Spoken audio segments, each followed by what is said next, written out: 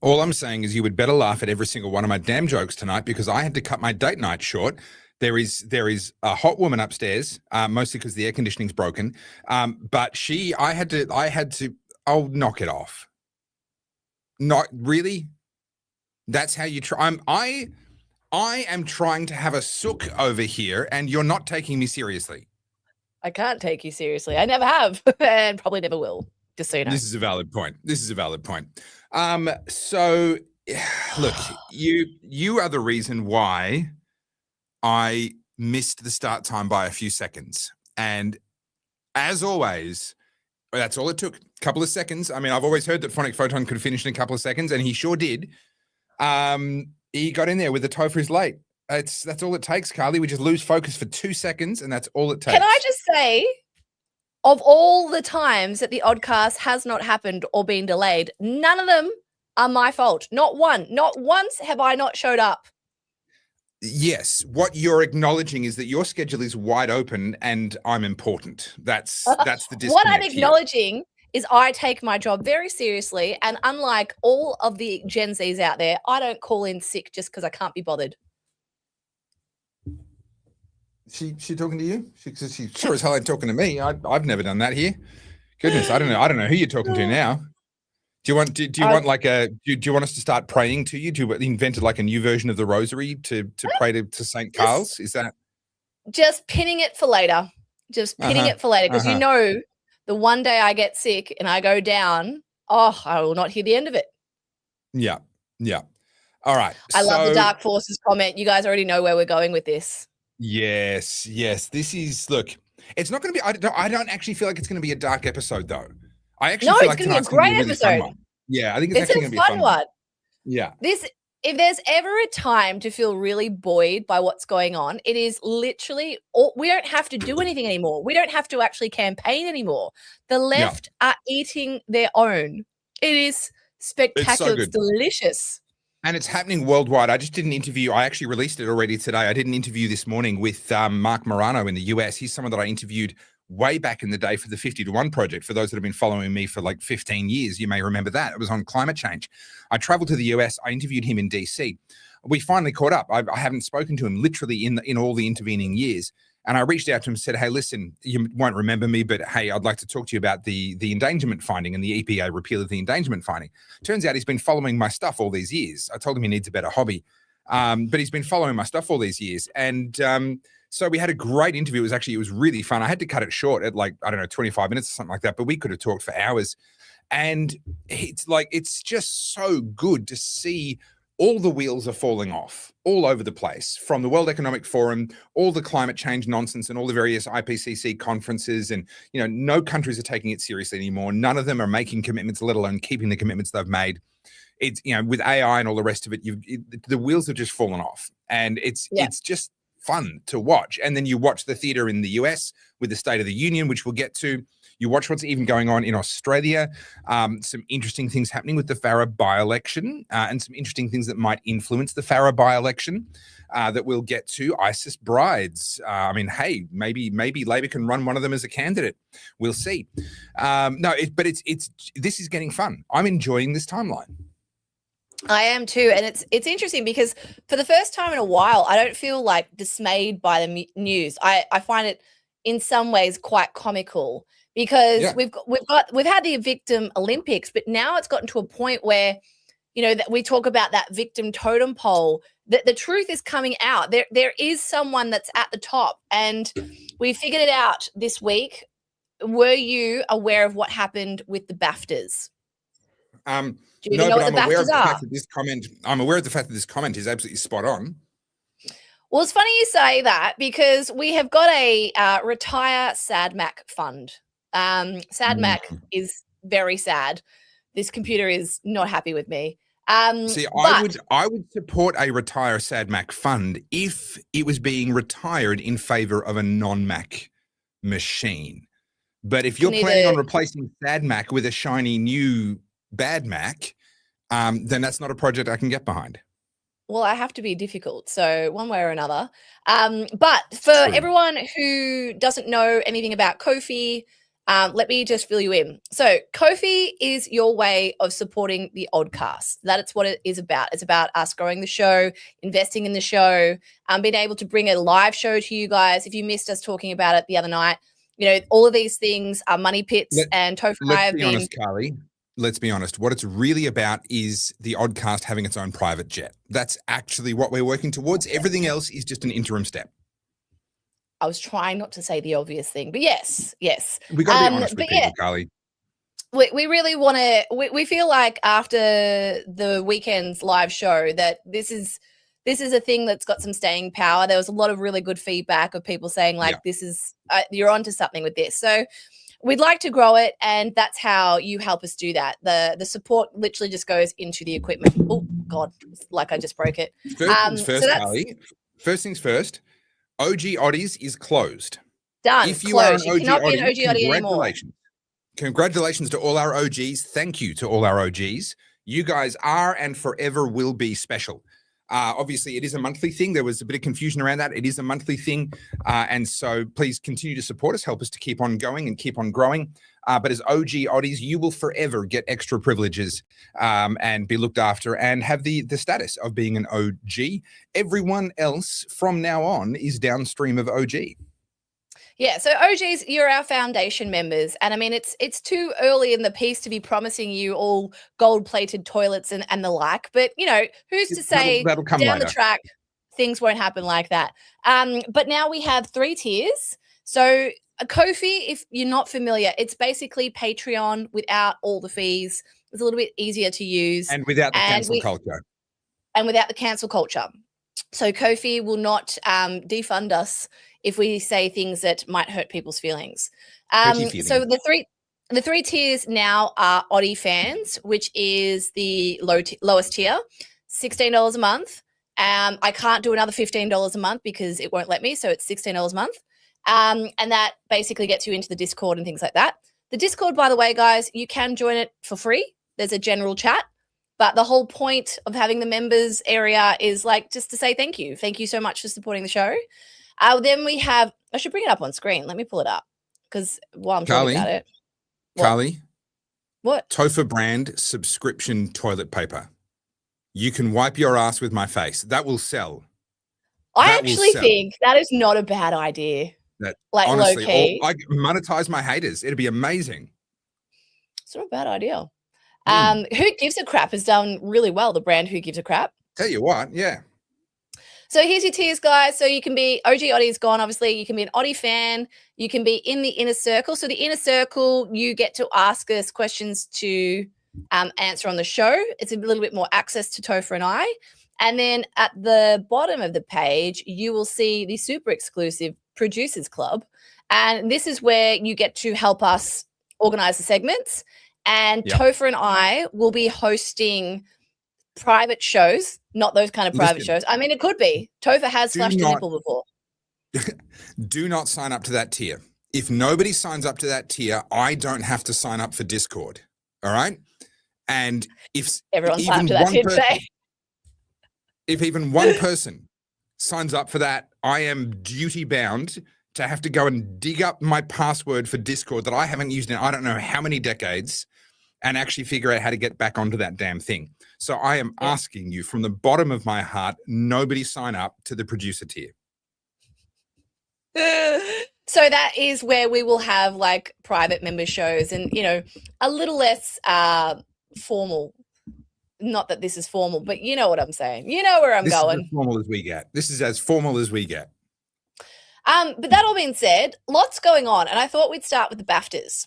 Let's start with this story. So, because this, and we'll bring it home and we'll just talk about this whole theme around the left eating their own. So, let me. While you're bringing that up, I've been asked for a cigar recommendation, and that takes priority over absolutely everything else. If you can get your hands on anything by Ave Maria, by Padron, by Oliva, I would recommend starting with anything from their brands. If you're a regular smoker, go for something bolder. If you're a newbie, go for one of the Connecticut's. But you cannot go wrong ultimately. If you're really not sure, go for a Perdomo, because honestly, they don't make a bad cigar. If you can get your hands on a Perdomo, then you're gonna have a good time. We've got our first time watcher, but a long time listener. Welcome. Oops. Hey, whoa, what are you doing? Sorry, no, I didn't mean to do that. There we go. Thank you. Love it. Love to have you guys here. All right. So let's start with the BAFTAs. That is the British version of the Golden Globes, I believe, or maybe like the Oscars. Basically, we're a whole bunch of Hollywood rich people go and congratulate each other. And you can imagine this is full of your wokest lefties as possible. And so I don't know the name of the movie. It's probably in the article. But there has been a movie recently made about a man who has Tourette's. And from all accounts, it has been very, very well received. Lots of people are like, this movie's really, really beautiful, well made. And it was up for some awards, hence the whole BAFTAs thing. And the man who starred in the movie, if I can scroll down, there might be a photo of him. He was, it's behind a paywall. Well, it actually says I'm not a paywall. So maybe it might be one that you can just click to clear. Oh, hang on. Let me see if I can. This is not a paywall. Ah, here we go. Okay. So this guy, where is he? No, we're only showing the victims. So John Davidson, there we go. So the movie is called Swear, and John Davidson is a Tourette's sufferer, and he actually starred in the movie. So I'm just going to remove this quickly, and I'll bring John up. Stop screen. It'd be so nice if I could just have these loaded up and I didn't have to constantly do all this. All right. So this is John. John actually has Tourette's.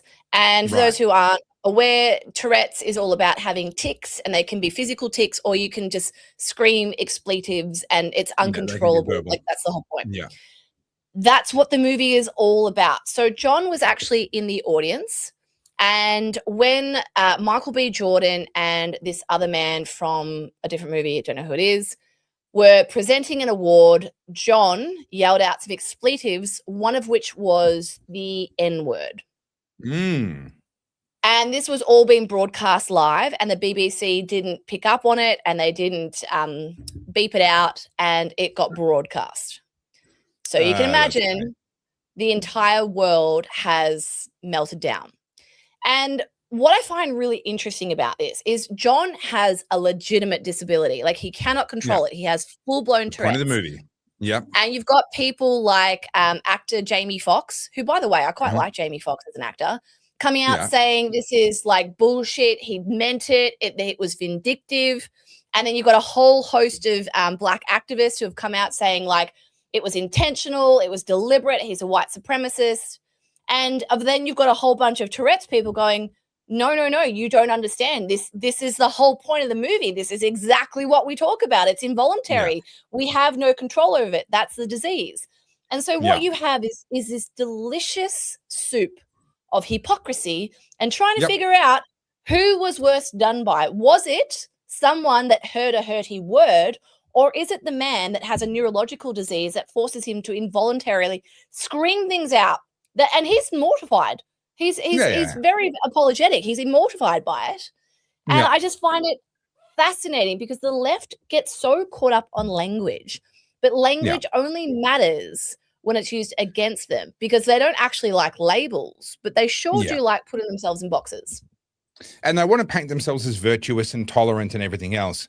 But clearly there's no real tolerance for someone with a genuine medical condition that causes them to use a hurty word. This is the ranking issue. I talk about this a lot, but it's a common thing that we see, where quite clearly a black person being called the N-word ranks higher than a person with an actual intellectual disability. We can see that in all of their reactions now. But it's interesting. So Tourette's, as I understand it, it's a combination of, essentially, there's no filter. If a thought pops into their head, and they're in one of these moments where they're going to have a tic, it's going to come out of their mouth. And where it gets really bad, I used to know, I haven't seen him in many years now, but I used to know someone who had Tourette's. And the problem for him was that he would go into environments and have the thought of, like, the number one thing that I must not say in this room is this thing, right? And so, and then that's the thing that comes out of his mouth. And he's so afraid that he's going to do it that he's hyper aware, which means that the thing that he must not do pops into his head because that's what he's terrified of doing. And then that's the thing that forces itself out of his mouth. And so I can definitely imagine a situation where John is sitting in there. There's a couple of, black actors up on the stage, and he's like, the one thing that would be the worst possible thing would be if I said that, and then bang. And then all of a sudden, like you said, he's mortified, he's horrified. And the whole world is, or not the whole world, but the woke world has turned on him. Yeah, so this has been fascinating to watch because, I don't have to do anything. I'm just sitting back and watching this one. It turns out that racism, or black people, are the at the top of the totem pole when it comes to victim status. They are the most hard done, but they are the most oppressed. They are truly using words is violence. I think exclusively when it comes to that word, though. I think they rank lower on the totem pole in lots of other ways, but exclusively when a white person uses that word.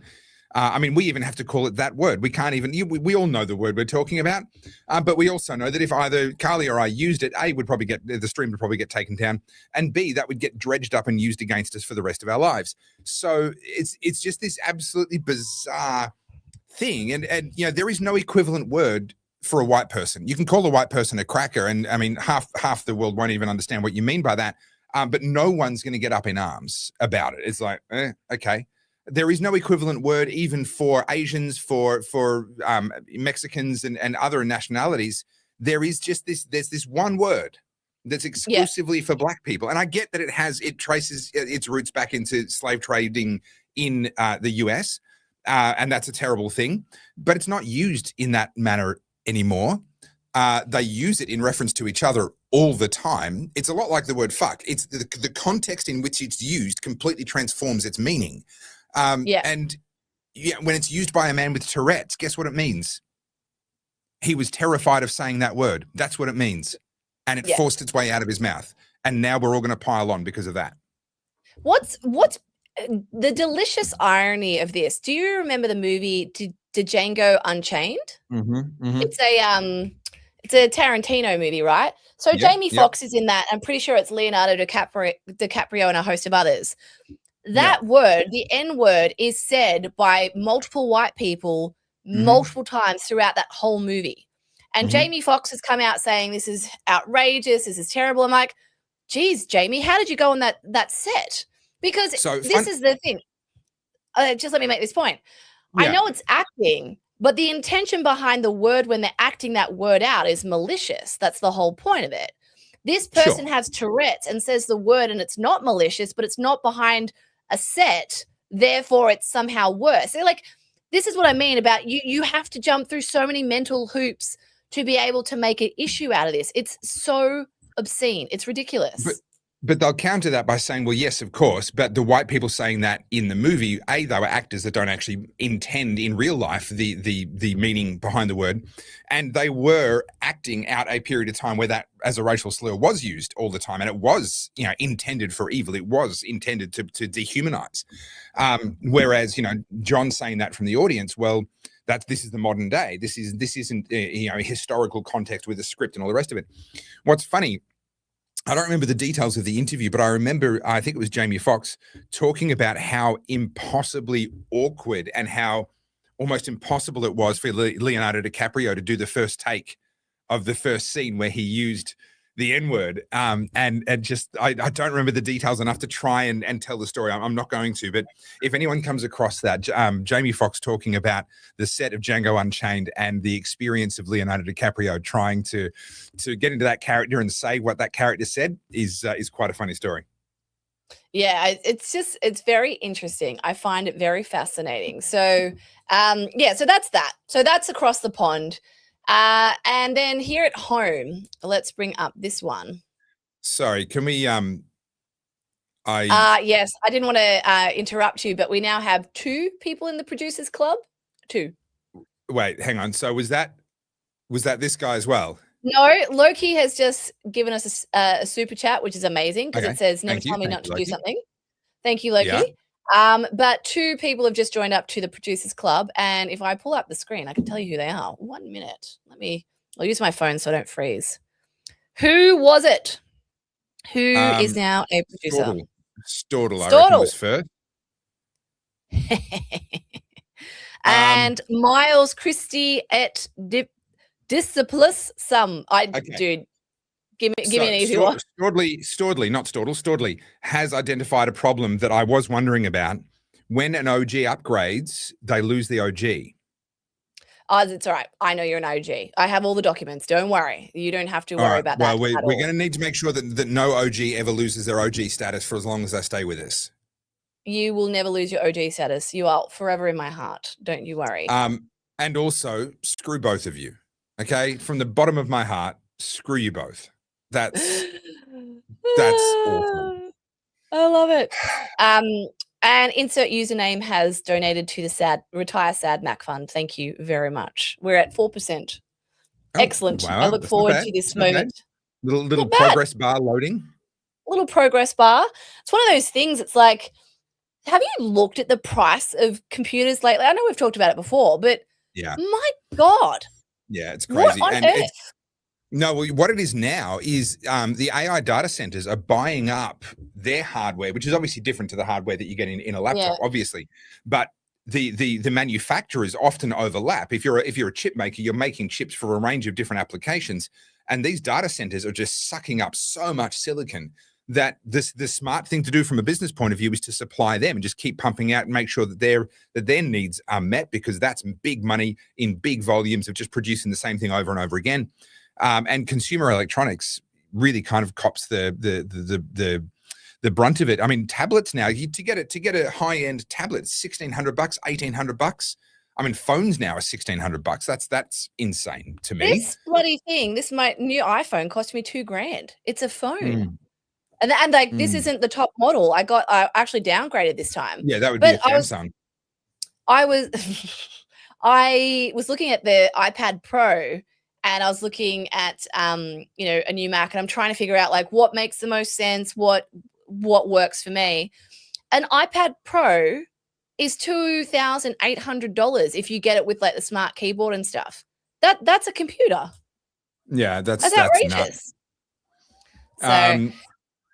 Well, Pro Engineer is tempted to upgrade for a month just for the meme. Angus, that's un-Australian. That's what that is. That is, here we go. Yeah, no beer. Dilemmas 85 says, unacceptable, Angus. Get your priorities right. We don't come here to fuck spiders. But we do come here to drink beer. So get on it. So next thing we need to talk about is Albo. He's not having a good time, can I tell you? He is not having a good run. There's so many different directions you could go with that, though. I still don't know which story we're segueing into. Well, there's so many, but the first one I thought that we would start with, and people, this is kind of niche content. You guys have to sort of be really into this stuff. But Carlz Stefanovic has decided to step into the independent media space. Yep, and good on him. Good on him. I think that's great. Good on him. He's evidently trying to run the whole Joe Rogan model, which is fine. I think actually he's following more the Tucker Carlson model, even his set and that kind of country natural wood tone kind of colors. He's stepping out of the mainstream media, stepping into independent, online podcasting. I think it's the Tucker Carlson model. He's still employed by Channel 9, by the way. He's still the co-host of, is it the Today Show or is it Sunrise? No, Koshi's Sunrise. So he still very much works for Channel 9. Carl Taylor's a photographer. Carlz Stefanovic isn't short of $1 either. So he's putting a lot of effort into this. But the problem that a lot of these mainstream media stalwarts have is that in their mind, there's always been a process. There's a way of doing journalism. And, obviously they've probably all got journalist degrees and there's a code of conduct and all that sort of stuff. And obviously there's a code of conduct for the company that they work for, being Channel 9 or Channel 7. So they have all those parameters and boundaries that they have to operate within. And whereas those of us who are a little bit more wild west here in the independent way, we can shoot from the hip, we can say what we think, and we're sort of untethered from big corporate sponsorships and advertisers. But Carl has come out, and his first couple of guests have been Pauline Hanson, two big Instagram creators, so Two World Collides, Sam. Sam. Yeah. Rocky and Sam. And, those boys were talking to Carl, and Carl was pretty responsive in the podcast. I didn't watch the whole thing, but I just watched bits of it. And Carl said, I'm I'm going to be interviewing Albanese. What do you want me to ask him? And they gave him some questions. And then I watched like 15 minutes of the Albanese interview, and I was like, this may as well be 60 minutes. This may as well be a Channel 7, PR puff piece. And the reason it was that is because Albanese's social media crew grabbed clips of it and have started running it on his socials. And I'm like, so this wasn't an interview. This was a PR puff piece. Oh, sorry. No, so there was moments where Carl looked to be questioning, but when I say questioning, he'll be like, oh, I don't know if that's right. I think that's different. And then Albanese goes, oh, don't say that I did that, Carl. I didn't do that. Meanwhile, yes, you fucking did. And here's the unequivocal proof that you did the thing. But yeah, it was very disappointing. And a lot of people are calling Carl out. Also myself in the comments on his Instagram post. This is really tricky. So I'm never going to get to interview, Angus Taylor, for example, right? Why would he agree to do an interview with me? He knows I'm going to savage him. He knows I'm going to push him pretty hard on policy, on his voting history, on net zero and a bunch of things like that. There's no upside for him. The only way you get to do adversarial interviews is if you're absolutely freaking huge. If you're already a Joe Rogan, right? And what's his name? The American physician came on and got absolutely roasted by Joe Rogan, had no idea what he was walking into. If you're already a Tucker Carlson, maybe at that point, someone will go into the boxing ring with you, so to speak. But there's no upside for the Prime Minister of Australia to get in a boxing ring with me. He's going to go for a stroll in the park with a friendly interview. And so if you want to be mainstream, and if you want to have what makes mainstream, besides the formatting and the familiarity, is that they have access. And politicians tame the media by controlling access. And they do it secondarily by controlling ad spend, because governments spend enormous amounts of money every year on advertising. We saw that particularly during COVID. But I'll put that to one side for a second. You don't get to be in the press pool in Canberra for very long if you really start to do your job really, really well. Usually someone has to have been in the press pool for 5 or 8 years before you'll see them really starting to give someone a hard time, because by then they're so entrenched that being removed from the press pool would be too conspicuous. But if you're new in the press pool, you keep your head down. If you want to have access to someone like Anthony Albanese or future politicians, you'd bloody well better not give the current ones a hard time, because if you do, they're going to have long memories. You're never going to get access to the next Labor leader if you give the current Labor leader a hard time. And so what happens then is people like you and I get accused of being partisan, and I will happily say that I am. I'm not unbiased. I've been very clear about that for the entire time I've been doing this. But what that means is I've only got access to one side, because the other side know I'm going to give them a hard time. Now, the truth is I would give both sides a hard time, but I just don't see things to give some people a hard time over, because I happen to think they're doing the right thing. But the mainstream media, in order to maintain access to both sides, have to play this both sides of the fence kind of game. And what that means in practice is these milquetoast, mealy-mouthed questions, soft kind of approaches, very tiptoey kind of pushback, nothing really savage or serious. And that's what makes it so remarkable when you do see the occasional journalist really pushing back. We saw that with Daniel Andrews towards the end of all the lockdowns. They didn't push back nearly enough for most of the time. There was one female journalist who started to really push back. And I'm sorry that her name escapes me, because she deserves credit for it. Rachel, I forget her surname, but Rachel Baxter, was it? Rachel? No, that's not the one I'm trying to think of. She's the one who said, who replied to Andrews and said you, when he said, I don't even know what they're all protesting about. And she said you. Yeah, it was Rachel. It was Rachel from The Australian, I'm pretty sure. Yeah. I could be wrong. Okay. Yeah, that doesn't ring a bell. Anyway, so those people are rare. And they usually do that when they're very well established and they've got a lot of clout. In another 5 years, Carl might be in that position, but he's not right now. So he has to play nice. Scales. There you go. Lee Sales, thank you. That's it was her. And credit where it's due. Like, I would have loved her to have started doing that a year earlier, but credit where it's due. Towards the end of it all, Lee Sales muscled up more than most. And we need a lot more of that. But someone like Carl Stefanovic, he can't afford to do that right now. He'll get blacklisted. Yeah, look, I understand it. And I think I've been reading a lot of, because I'm writing my book, I've been reading a lot about the old philosophers, the old Greeks and the Romans, Plato, Aristotle. And I've been reading that book, 48 Laws, by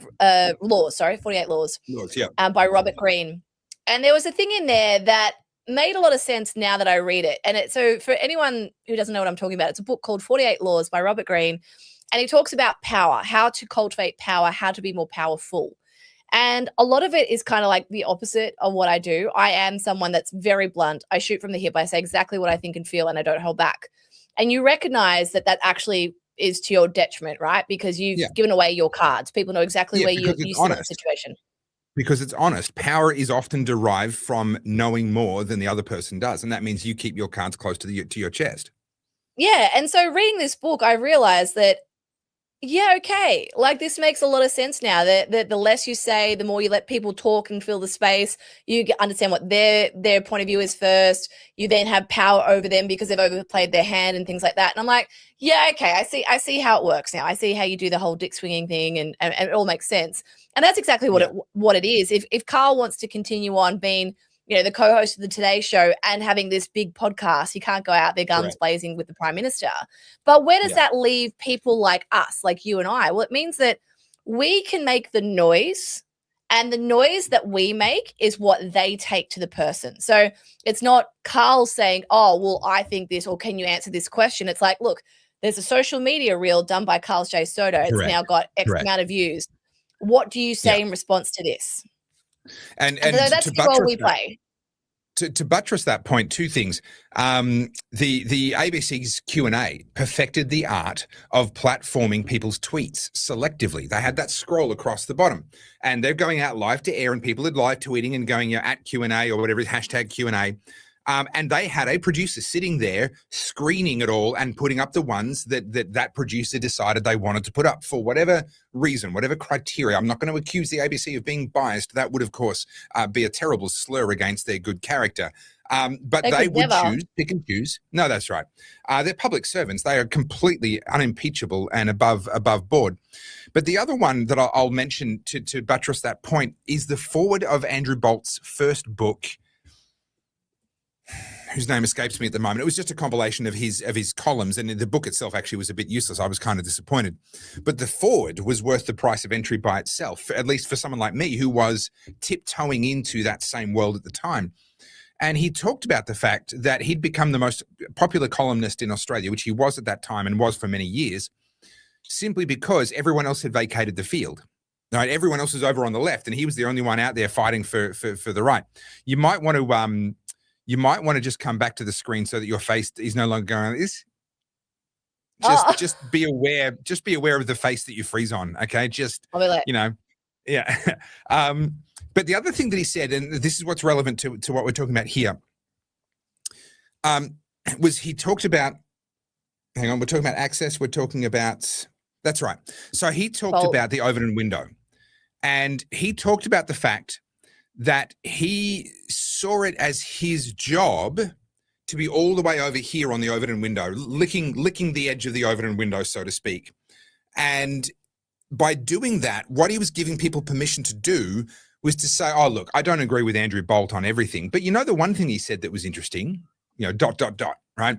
Now, if no one had gone out here, then that person would never have been willing to come to here.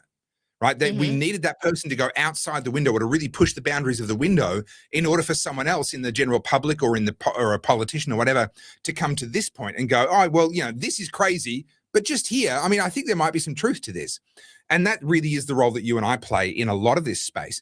The other thing that's possible now that was never possible before is that we can answer them in the form of a what do they call it? A duet, in the form of showing what they've said. I do this all the time in my videos. You do it all the time in yours.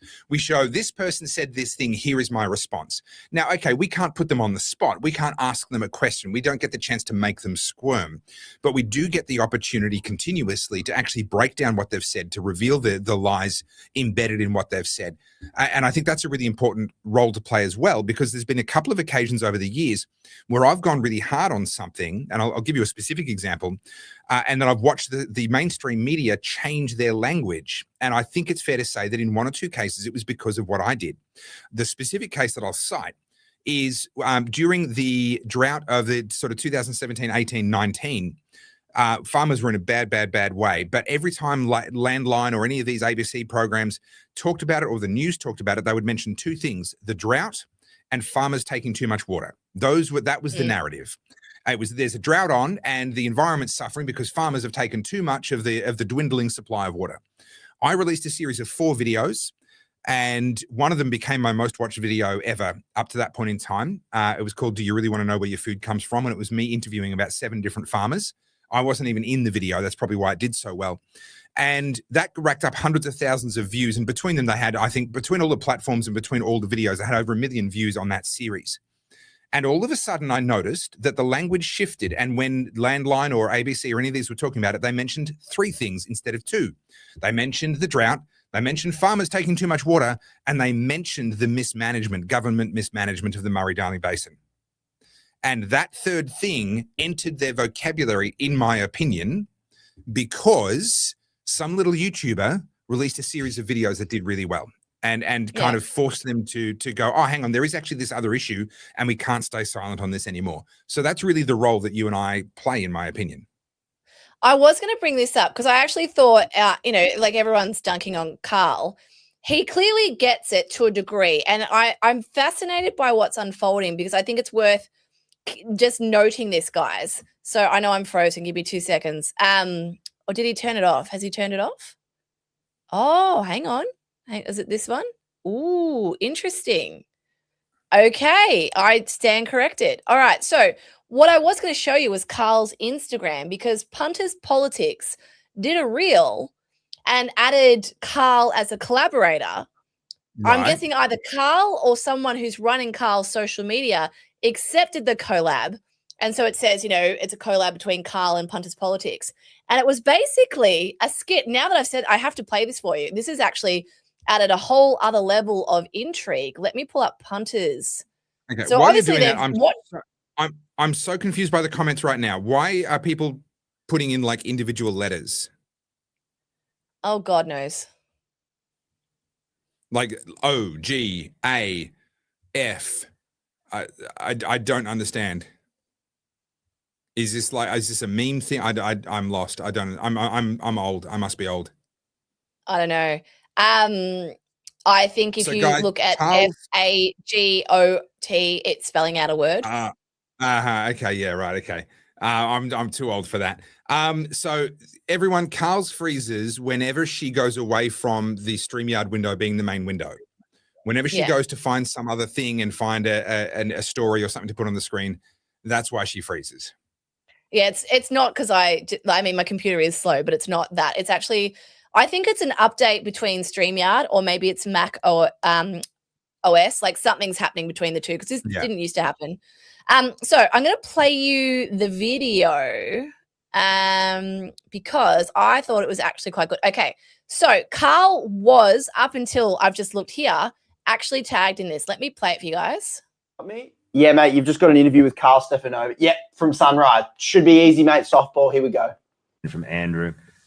He says, please get Albo to explain how we live in a country with some of the best natural resources in the world, but the average person pays more in tax to have a beer than the billion-dollar mining companies get taxed, bleeding our resources dry. That was not an approved question. Carl's a millionaire, right? I thought he was an outing. Okay, take it away from gas companies, go mining companies. Talk about mining companies. Well, the mining companies do pay taxes. Oh, good. Punters won't know the difference between mining companies and gas companies. I think we're all right.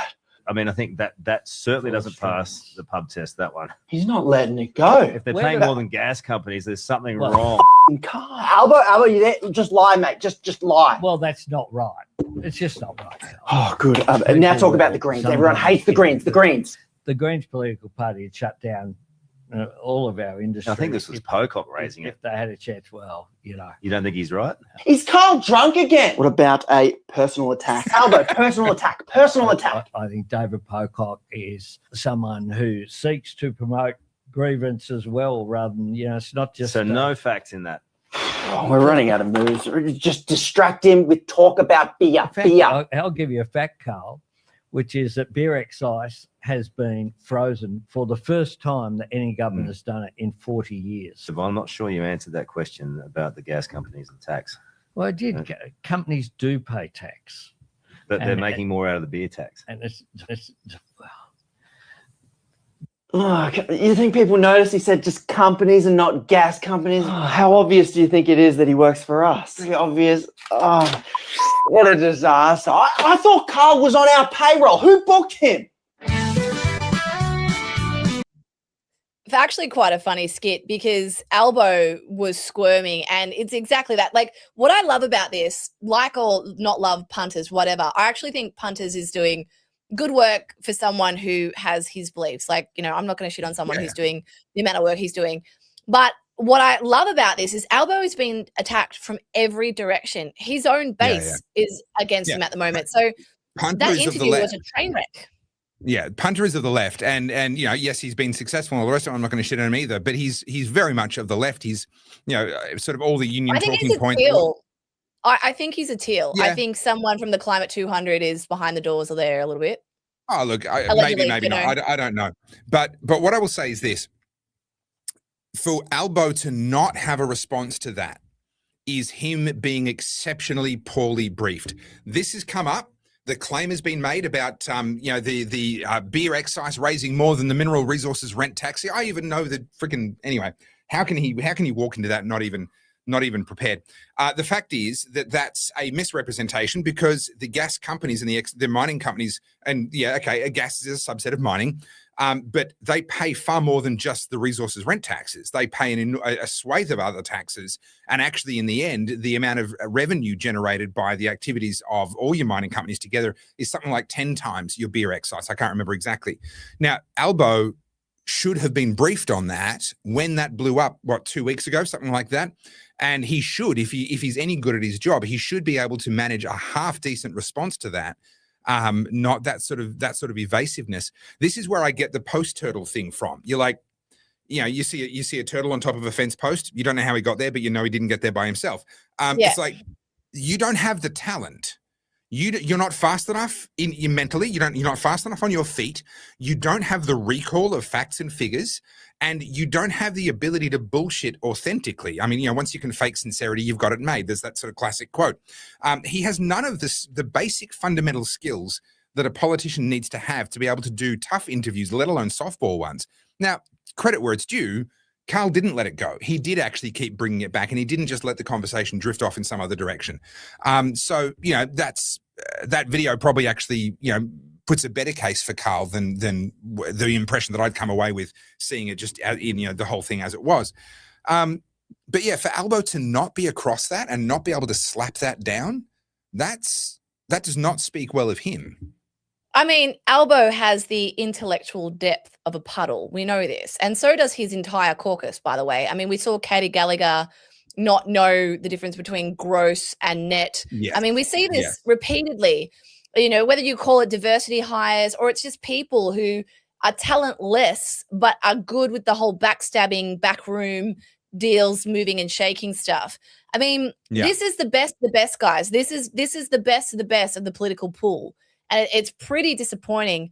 I'm working on a video at the moment, and it's hard to research because this is sort of one of those things where it might come off as a rant, but I'm trying to find a better way to articulate this, is that we know they're lying. They know that we know that they're lying. And yet we all just play this game of, listen anyway. Like, it's embarrassing, right? So there's another one where Albo's come out recently calling the far right, which is all of us, by the way, we are far right extremists. We're dark forces now. So Albo has come up with the term dark forces.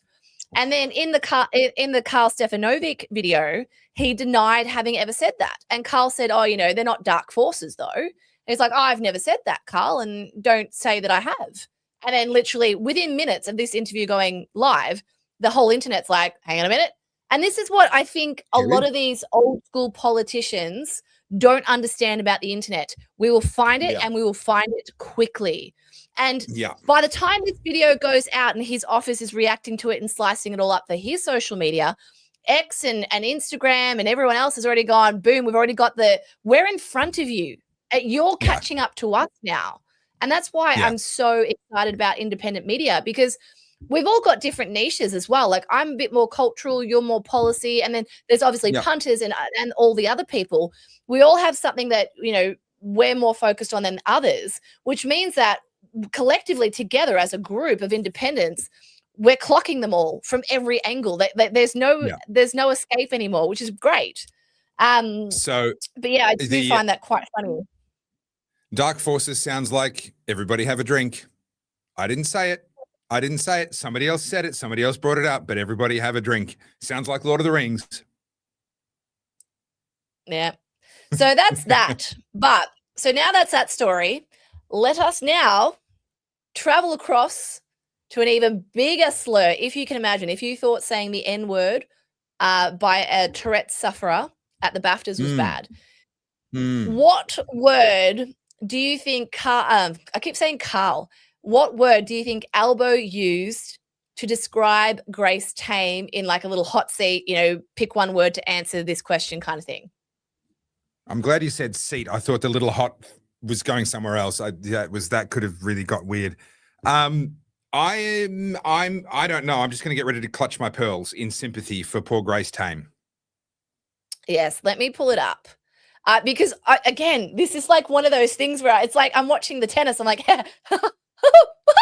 it's great. I am thoroughly enjoying this. So, in case anyone's unaware, I'm not a big fan of Grace Tame. I find her a belligerent little brat, and I don't have time for this activism when you're in your 30s. Grow up. Stop acting like a little twat.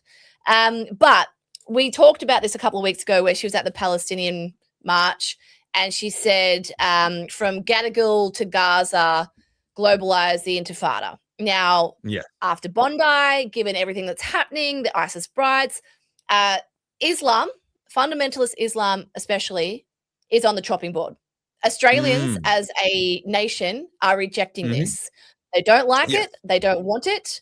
And no matter how much they have told us we are Islamophobic for saying this, it doesn't matter anymore because thankfully everyone started to grow some spine and people are voicing their opinions. And the ranking issue is going to become a really, really tricky one for those that have played that game, intersectional politics on the left, because of what some Islamic people have gotten up to recently. They're going to have to start to pick their favorites. Well, we'll get to that in a second. That's why I'm saying, this is so delicious. I can't give it to you all in one go. It's too much. I'm so excited. All right.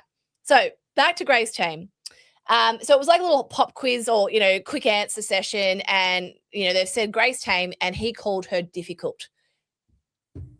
So can you imagine saying that to a leftist woman, calling them difficult? Now, Albo has come out and explained that what he meant was that she'd had a difficult life. Oh, that's exactly what he made. I mean, how could you misinterpret that? As best as I can tell, Grace Tame is not convinced. So I'm going to bring up this article from The Guardian, and I actually really love her clapback, by the way. She says, "Spare me the condescension, old man." Yeah. It's great. It's delicious. I find her name the ultimate irony. She is graceless and she's certainly not tame. So the fact that is her name is just absurd to me. Do we know is that actually her real name? That's a great question. I've never bothered to find out. Yeah, I don't know if it's actually her real name. I don't know. It might be. I don't know. Oh wow, we have a glutton for punishment in our comments. I'm not going to read that out loud. You can read that, Carly, because it'll get clipped if I read it. Grace Tame is the definition hot psycho chick on the spectrum for anyone who doesn't know. You still think, I might have a crack. I can fix her. Newsflash, you cannot fix her. Guys are actually really strange. We've looked at this graph many a time. So it's the axis graph where you've got hot at the top, crazy at the side, or psycho, whatever you want to say. And there's a line in the middle, and where the crazy woman, hot line. Yeah, where do they fit? And if they're hot, they're going to be crazy, and vice versa. I just think guys are suckers, but girls do this too. Girls have broken wing syndrome. They try and fix the birdie with the broken wing, and then turns out the birdie just shits all over them, and then they get really mad about it, and they get rabies, and they're like, "Oh, what? How did this go wrong?" And it's like, well, don't pick the bird with the broken wing. Anyway, Mm. so there is a female equivalent, but I just find this fantastic because now you've got big influencers like Hannah Ferguson, who's from Cheek Media. She is like your quintessential lefty woman, and she does have a big platform. You know, I'm not trying to disparage her. She's done quite well for herself. She's got a big platform, but she's come out.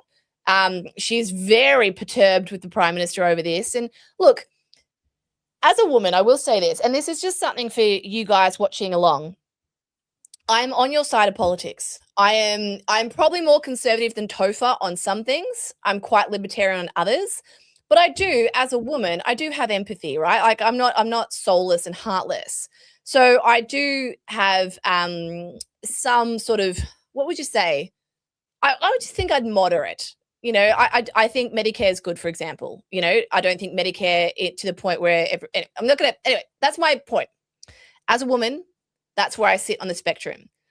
And there are definitely still issues today with sexism. It is definitely still a thing. All right. And as someone who is now on this podcast, who's showing my face more frequently on social media, I am copying it. I don't talk about it. I'm not a victim. I'm not going to, you know, like, oh, woe is me. It's just until you're in these positions where you become, I guess, a public figure, you're probably not as exposed to it as often in private. I mean, you might have moments. The reason I bring this up. And just to confirm, I've said to you, I've observed before, there is a level of savagery that is reserved for women that men don't. I've copped heaps over the years, but there is a level of savagery that seems to only be directed at women, and that's women on all sides of politics.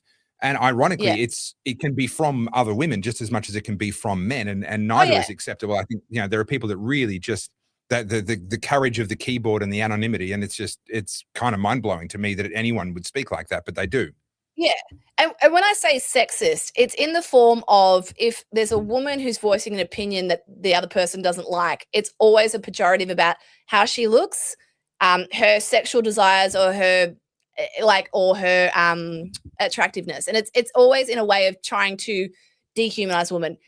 So when someone says the word difficult, that is a word that has been prescribed to me many a times, can I tell you? Yeah. I am difficult. And I mean this in business. And it used to really hurt my feelings back then when I was in my 20s, because I think I'm not difficult. I'm making a firm decision. I've got boundaries. I'm doing what's best for my business.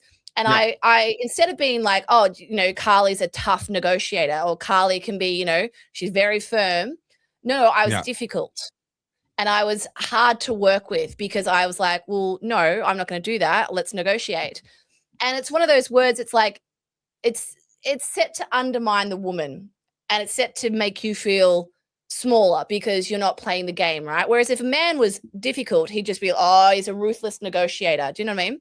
So to hear Albo say that, I think it's fantastic, because I know men say that, and I know men are like that, but Albo's meant to be this lefty. He's very progressive, guys. He's all about women. He's meant to be better than that. He's better than this. And isn't it funny how it doesn't matter how perfect that facade is on the outside, behind it, you're still the same as every other white boomer. Do you know what I mean? Like, it's classic. This has been shown time and again, and it's not unique to the left either. You know, we expect people in public life to be these squeaky clean people. And the reason we have that expectation is because the media just goes and savages anyone that's imperfect. And very few people have the fortitude to survive that. You get someone like a Pauline Hanson, you get someone like Barnaby Joyce, right? He's been savaged, and sometimes legitimately so. Like, he's done some really stupid stuff.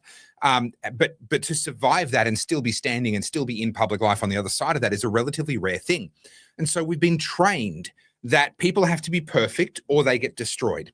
And so people who want to be in public life try and present the perfect, right? They don't, no, we're going to hide away the messy. We're going to clean up the image. You know, Kevin Rudd with that video, just expletive laden, whatever, screaming at people. How often do we hear about these people that had this wonderful public image? What was her name? The lady who had her own talk show, Ellen DeGeneres. You know, now we find out from her staff that she was horrible to them and yelled at them, and her staff turnover was high and people were taking stress leave and all kinds of things. You know, unfortunately, what happens is people who are really good at hiding the reality of who they are the ones who end up getting rewarded in any system where perfection is a requirement. If perfection's not a requirement, then we end up with a cross-section of society. If perfection is a requirement, well, none of us are perfect, me included. And so it's the ones who can fake it best. And who are they? Well, they're more likely to be psychopaths. They're more likely to be sociopaths. They're more likely to be narcissists. They're more likely to have the worst possible traits because those are the people that have spent their entire lives faking it. And so is it any surprise that in public life and at the top end of the corporate world as well is another big one, in public life, in television, media, entertainment, music, we end up with such a highly disproportionate number of proper nutcases getting to the top. And then we find out later, oh, can you believe Bill Cosby? Can you believe him of all people? Well, yeah, sorry. He made it in that industry. Doesn't mean that they're all, doesn't mean that just because someone's made it in the industry, they are like that. But there is going to be a disproportionate percentage of people in those industries because they're so magnetic to people with these kinds of psychologies. And those people are naturally more adept at surviving in that world where we have this fake expectation, this impossible expectation of perfection. I have realized post-COVID, post everything that happened to me, that it's actually way more fun to play the villain.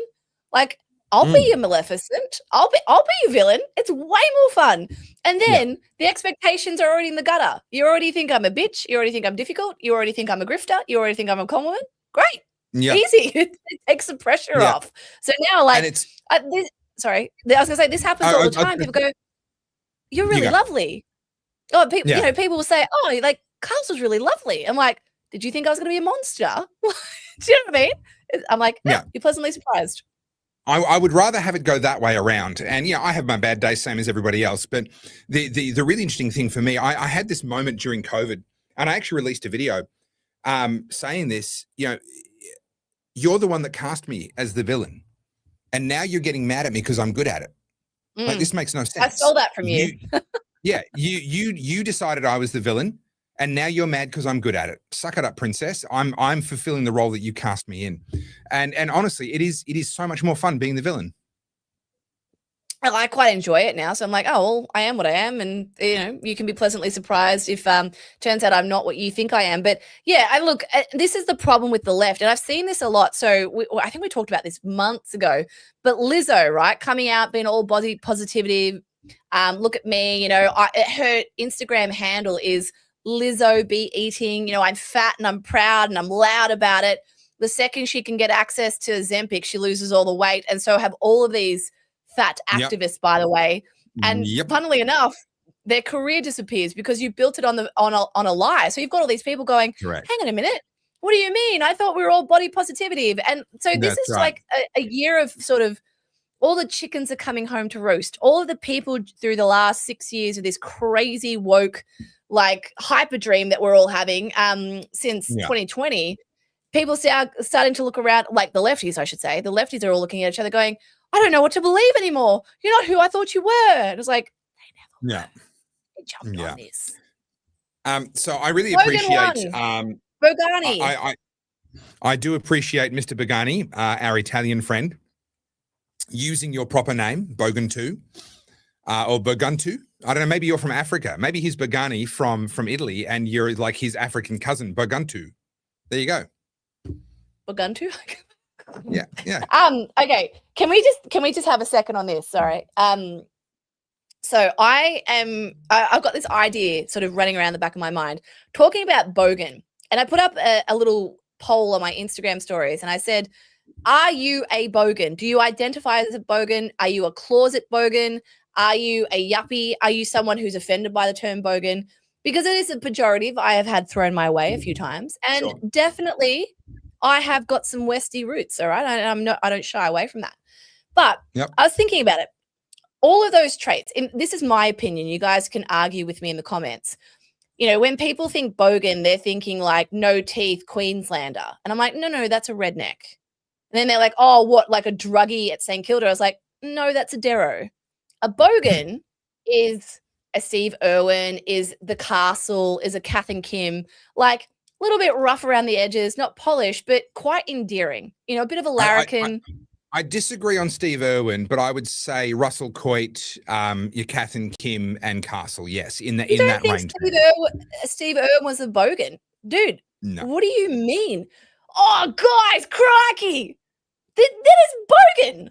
That's as bogan as it gets. What do you mean? He was cosplaying as a bogan. Oh, come on. He actually lived in Queensland. Like, just by default, you're a bogan if you live in Queensland. No offense. I thought you could be a redneck if you were in Queensland with no teeth. There you No, go, by your own rule. North Queensland. Oh, I'm terribly sorry. Anyway. Still Queensland. Anyway, let me get back to what I was saying. And I was thinking about this a lot. And I was like, you know, what makes me a bogan, or why is bogan a pejorative? Why do people take it as an offensive term? And I was thinking about it. A bogan is someone who doesn't take themselves too seriously. Yes, they're not particularly polished. Yes, there's someone that, you know, in a formal setting might look a little bit like a duck out of water. But you think about what bogans were like in the 90s. They were into Bathurst. They loved the footy, NRL or AFL, wherever you lived. They probably drove a Falcon or a Commodore. They'd have barbies with their neighbours, street cricket. After a hot day, they might walk into the milk bar with no thongs on. They might walk around in stubbies. And, you know, for the most part, a bogan was like your average Aussie. It's not a bad thing. And all of those parts about bogans that we actually find quite endearing are the parts that your Marine Faroukis, your Senator Paymans, your Albos, all of your raging lefties are trying to denounce. They're the inherently racist parts of us, all the bigoted parts of us. And I can't help but think that without those Australians, without those bogans, we wouldn't have movies like The Castle or Muriel's Wedding or The Dish. That quintessential larrikin bogany kind of thing is what made Aussies the laid-back people we were, the empathetic people we were, the people that it attracted your Faroukis and your Paymans to come here. I think you're casting a fairly wide net with the word bogan. There are What's your definition? But there are other applicable subcategories, things like ochre, an ochre Australian. And so and the ochres would be horrified to be called bogans, and quite frankly, most bogans would be horrified by, you know, if they were confused with someone who was ochre. You know, and then as we see here, wash your mouth out with soap, girl. I'm in Cairns and I have half my teeth left. So, you know, like, all I'm saying is we can't cast too wide of a brush. I will say, though, if you have ever gone to the Summer Nats, then you're probably a bogan. And if you've ever gone to the Deniliquin Ute Muster, you're probably a country bogan. I've never been to Denny, but I used to go to drag races at Calder Park. So, you know. Yeah, you're probably somewhere on the bogan spectrum. You can be bogan too. Look, I'll allow it.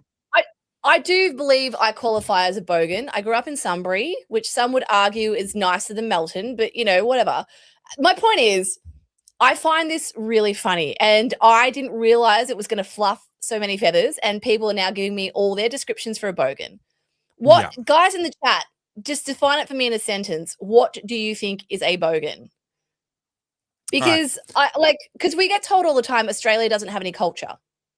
Sure. You know, you get told by all of these immigrants who have come to Australia that we have no culture. White people are vanilla, 3 veg and meat.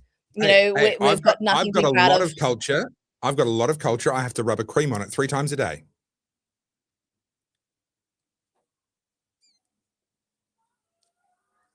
Nope. That is disgusting. I don't need to know what's going on with your smegma, mate, but we'll keep moving. That was a long pause. I'm proud of that pause. That's the longest I've ever shut you up for. Yeah. You know what smegma is, right? Yes, I do. I do. I was like, do I need to give you a medical lesson? All right. So what are the definitions that are coming through? All right, let's have a look. Guys, where are we at? 2 different colored thongs. Still own a pair of... I've never worn 2 different color thongs. I could never. Where are we? When you know which flannelette shirt you need to wear for which occasion, that's a pretty good bogan trait. I don't even own a flannel shirt. Now I'm questioning my bogan credentials. You are. Someone said it before. You're a Melbourne bogan. You've got a Melbourneite's idea of what a bogan is. I'm definitely not an ochre. That's different. I would think an ochre is like, I don't think we have a lot of ochres. I mean, there's still some for sure, but I would have thought ochres are like that 60s, 70s, like, you know, that's that accent that you used to hear on the news and not the news, like you used to hear on TV that's gone. Yeah. Hey, go, mate. So, like I don't know. Is that Ocker? I don't know. Like the Bathurst thing's interesting because it depends on which race you went there for. If you went there for the supercars, V8 supercars, or back in the day when they had the RX-7s and Godzilla and all that going around, that was the heyday. That's probably Bogan. Certainly in the Ford versus Holden era of V8 supercars, that's Bogan. But if you're going there for the 12-hour endurance racing with your Porsches and McLarens and all of that, you could be still part of the Chardonnay scene. So it's it's Bathurst, but it's a different crowd. Like this is what I'm saying. It's a subtle thing, the Bogan.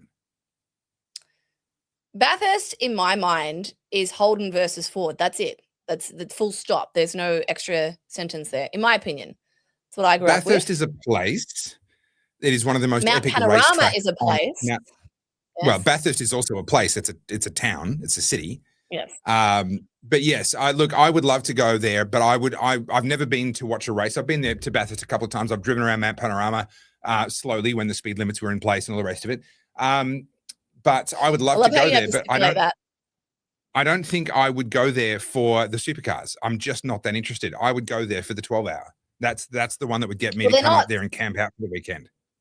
The supercars aren't the supercars anymore. They've stopped that since Ford and Holden shut up shop. Speaking of which, this is a tangent. I've got a tangent for you. You ready? Take it away. Tangent time, tangent time, tangent time, tangent time, tangent time. Take it away. It'll never get old. It will never get old. Jeeves, like, thanks, BN Bogani1 for starting all this. All right. So, guys in the chat, because I know you guys love a bit of car chat. I am planning my future car purchase, which is, by the way, not happening anytime soon. But this is important. I want a TRX, right? A Dodge Ram TRX, which has got the V8 Hemi engine in it. And I want it because I want the V8. I don't want a Grand Cherokee SRT. That's just has never appealed to me. It doesn't look cool. Sure. The TRX looks cool. The issue I have with this is it actually will be a bit of a pain as a daily driver. I don't care about the petrol. Yeah, I know it'll drink a lot of petrol. They are genuinely massive. They are massive. And it's going to be like, I can't pull into the underground car park. I can't just whip to the shops. It's going to be annoying. I'm going to have to. So I'm like, actually, the TRX might be a bit of a pain. And then I have thought for a long time I would get an Audi RS6, right? Again, I want the V8 version, so I'd get the older one. You're going to go the older one, yep. It's a station wagon, and like, I mean, I know it's the Audi, but like it's a station wagon. Go the RS8 from back when they had the V10 in it. That's the one you want. You mean the R8? No. So like, it was the limousine. It was the limousine with a front engine V10. Okay. So I'm like, so I don't know about station wagon. And I like to be up high. I like to be big. You know, I want people to not only hear me coming, I want them to see me coming, right? Like obnoxious is what I kind of am into.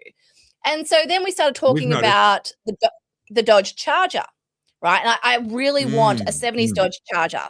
So a modern Charger would feel like I'm betraying the 70s one that I want. And then G was like, well, what about the Challenger Hellcat? It's got the same engine as the TRX, but it's a two-door. Yeah. So again, inconvenient as a daily driver. Guys, what am I going to buy? What do I do here? So this is a predicament. Have you ever read a little nursery rhyme called Goldilocks and the Three Bears? This is exactly that story. Well, this is the twist. What if there is no Goldilocks zone? What if the Goldilocks in our story is a really, really picky bitch and there is absolutely nothing in existence that will actually make her happy? What if that's our story? I know what would make me happy. I just need about $10 million to achieve it. Like I'd have an F40. I'd have a top-of-the-range Jeep Wrangler with a V8 Hemi engine in it. Okay. I'd probably have my 70s Charger. I'd also have the TRX because, you know, it'd be fun just to have one. Like that would be the solution to my problems. But that doesn't answer my question. Real talk. Let's assume kind of money, no object. You could have the car, but the money is still meaningful to you, right? It's not like you're a squillionaire, right? Yeah, but you could, I'm not Adrian Patelli. Would you actually ever drive an F40 if you had one? I have driven an F40 and I would not drive it regularly. No. But you would take it out on the road. See, my dream's the McLaren F1, the original McLaren F1. Any of them, just if I could just, if I could literally just touch one sometime in my life, I'd be thrilled. But in theory, not money, no object, but if I could afford one, that's the car that I'd be like, oh, I could afford this. Wow. But I've given this quite a lot of thought. Not that I have that kind of money, but it's like, it would actually, like, they're worth so much money and they're so irreplaceable. It's not just the money. If I were to have a proper crash in one of those, that's a piece of history that I've just really done some damage to. I would never drive it. I would certainly never drive it for its intended purpose of high speed, driving, but it would never get out of the garage. When I said I have driven an F40, there was a car rally that went down the Great Ocean Road, and I was working in Warrnambool at the time. And G's like, I'm just going to put the V8 in a Wrangler. I would actually love that. Like that, I think that's my Goldilocks answer. But when I was in the F40 and I got to drive it, literally, like, I'm talking 20 meters, guys, not far. And it was amazing to be in it. But like, for anyone who's ever seen inside an F40, there's not a whole lot to it. There's not, it's not a comfortable ride. It's not going to be enjoyable. And that's the problem with a lot of these supercars. Like anyone that's ever sat in a McLaren, they're super uncomfortable. Like, people drive around in them to be a wanker, but I'm of the opinion that I want my car to make me smile. And I know you guys all dunk on me about the Jeep, but every time I get in that car, I genuinely smile. It makes me really happy. Yeah. I would be happier if it had the V8 in it, but you know what I mean? Like, so yeah, it's just one of those things. And given how, people are starting to realize that EVs aren't the solution, I'm very keen to see what manufacturers do, because I know Mercedes are bringing back the V8. Not that I'd ever have a Mercedes, but you know what I mean? So I'm just looking up here. The US Army experimented with a V12 powered Hummer. And this was a full-size Hummer for military purposes. They got a Lamborghini V12 and they put it in there. And I'm just trying to find the story here. Look, I'm reaching a long way back in my memory here, so this could be wrong, but my understanding of the story when I read it many years ago was that they terminated the experiment because all of the test drivers ended up killing themselves in testing, because they were trying to drive this thing at phenomenally high speed, which is, the chassis is not designed for it, the suspension is not designed for it. And then of course they want to take it off road, and these people would end up just launching themselves. The nose would end up digging in, nose heavy vehicle, launches itself off some kind of a rise, nose digs in, and they're going end over end in a vehicle that's just all hard surfaces and designed to kill you. So, I mean, that's an option. Put a V12 in a Hummer. What could possibly go wrong? I've never been a big fan of the Hummer. Like, so again, this is me being Goldilocks. I want my car to look mean, not gaudy. And Hummers usually had so much chrome on them, and I just think chrome looks gaudy. The same with gold rims. I'm sorry, I don't give a shit. Gold rims just make everything look trash. So yeah, basically, moral to this tangent is I don't know what car would be sufficient. And I'm paralyzed by indecision. Well, you can enjoy staying paralyzed. I'm not going to help. But let me share my little car ambition story, because I've given a lot of thought to this thing of, I don't want to have a garage queen. I love cars and I would love to have an amazing car, but I don't want to have a car that I don't want to drive. I want to have a car that I'm looking forward to getting it out, the next opportunity, the next weekend, the next drive, club day, the next something, track days, all the rest of it. And so this is where I hit upon this idea of building the kit car that I've mentioned to you before. And I might as well bring up a picture here and share that with everybody. It's called the Ultima RS. It's a UK kit car, but they're designed from the outset to be road registerable. And so what these guys have done basically is made an accessible car that anyone can build. And that's important in my case, because I'm not bad mechanically, but I'm not experienced mechanically. And so I need something that's designed to be built by a beginner, and this one most definitely is. However, it's road registerable, but it looks, when it comes up, like that. It kind of looks like a obviously Lotus. two-door. It's so a Lotus Exige in orange with black accents would be my dream tiny. I love cars that shrink around you. An RX-7 would have been ideal, but I'm too big. I'm 6 foot. I'm just over 6 foot. You You're tap like, out at gee, about you want 5'10". a K car. Yeah. Well, yeah. Except they're just not made for people that are 6 foot. This thing here is made for people up to about 6'4" as drivers. Rear engine V8 using the LT platform, which is the next evolution of the LS. So it's reliable, easy to find parts, all the rest of it. And you literally build it in your garage. And the thing with this is, and it's not cheap, it'll cost you the same as a decent Porsche, but it has better performance than a Porsche. But to have the experience of having bolted this thing together, so the chassis is already welded, and obviously things like your suspension dampers and your steering racks, they all come pre-assembled. But everything else you're assembling, all the body panels, you're riveting onto the chassis, you're attaching the subframes, you're bolting on the suspension, you're installing the engine, the gearbox, the drivetrain, the drive shafts, all the rest of it, bit by bit. And there are people that have done video series online, literally showing the journey of building these things. And I've watched them. Every single one that exists, I've watched from start to finish, just learning everything I can about this car. And my ambition is to spend. So my son is 9 years old now. My ambition is to put myself in a financial position where I can commence this build when he's about 12 or 13. And we will work on this together while he's going through those formative years in entering his mid-teens, going through puberty and all of that stuff. And with men, we don't sit down to have a chat across the table the way that women seem much more predisposed to do. We don't catch up for a cup of tea. We'll go fishing or watch the footy or have a barbecue. And when we're standing shoulder to shoulder, that's when we talk. And so if I want to talk to my son, and I do, and especially a lot during those years, I need something to be shoulder to shoulder with him doing. And building this car is my ambition. This is what I hope to do. And ultimately, my hope is actually to be able to pivot away from talking politics all the time and actually be able to do a YouTube miniseries of both the building of this car, but also the exploration of cars. The cars are the most incredible achievement of humankind.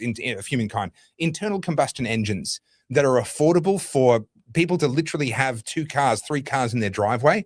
That's the most insane thing that we've achieved as a species. And it truly is mind-blowing. And to create a series that really celebrates that, let me turn the audio off. To create a series that really kind of celebrates this achievement and the fact that you can put this together in a suburban garage, and it can be a muppet like me I'm not an engineer, I'm not a mechanic, I don't work on cars all day long. And yet this and the level of performance that comes with it is literally just, if you've got the money, you buy the kit, it shows up in a big shipping container, and over the course of a couple of thousand, rings. You put it together. Look, I'm not, this isn't the color scheme I would choose. But honestly, and there are about 5 of these in Australia already. They are absolutely road registerable in Australia. You buy it, you build it, you put it together, and then you can drive the clappers out of it. That's the thing. It's not going to be a garage queen. I'm not going to be precious about it. Kit cars aren't worth anything to sell. No one wants to buy a kit car that somebody else has already built. It's worthless on the secondhand market. So I can drive the bejesus out of it, absolutely destroy it if that's what ends up happening. And that just becomes part of the journey and part of the story. Yeah, I like it. I remember growing up, my dad was one of those typical, handyman, always was tinkering in the garage, and he had an MG. Coincidentally, that's how my parents met in a car accident. Gave you a bit of a prelude to how it was going to end too. Anyway, and it was always just out there tinkering away on the MG. I never saw it run. I know it runs now. I obviously don't speak to my dad, but yeah, it's one of those things. It was always out there building the MG, getting it done. Yeah. I found this. Let me pull this up. So in America, because America gets all the cool stuff, we don't get anything cool here in Australia because we're fun police. But in America, where we are going shortly, you can get a Dexter with the V8 Hemi engine that I want. Oh, wow. Like it's a thing. It exists. And like, how cool is that? It's so obnoxious. It is one of those things where you're like, who is this annoying person with this extraordinarily loud car that's also obnoxiously blue? And it would be me. It would be me in that car annoying everyone and pissing you all off, and I would love it. I would be so happy. But we cannot get that here in Australia. Yeah, look, It's a shame that all the good things get reserved for other people, but there are talented people in Australia, like Channel Master 73, who can build a V8, an LS 427 with 800 horsepower for about 35 to 40K. My question for you, Channel Master 73, is would that be supercharged, or could you get that out of it naturally aspirated? I'm guessing that it'd have to be supercharged, but I'm very happy to be corrected. Would you fund it as opposed to no, I'm joking. Yeah. Well, I here's can the build thing. it for you. Okay, so my benchmark is the McLaren F1. I will never be able to own a McLaren F1. Even if I had the money, I don't think I could ever justify spending the money. But the McLaren F1 had a power to weight ratio at the wheels of 500 kilowatts per ton. Now, it weighed about 1.1 ton. It made a little bit over 500 kilo. I don't remember the exact numbers, but it worked out to be basically 500 kilowatts per ton, which is a stupendous amount of power. And it did that naturally aspirated. And so my ambition is to be able to build this and hopefully naturally aspirated. I will resort to a supercharger if I have to, but achieve the same power to weight ratio. Now, it'll actually be less power because the car I want to build weighs 200 kilograms less than the McLaren F1 did. So it'll be less power, but for me to have a naturally aspirated power plant that gave me that power to weight ratio, that would be the perfect car for me. Biglies or Biggles? Yeah. Biggles. We do love a car chat on this channel. I apologize. It's just something that happens. It's natural.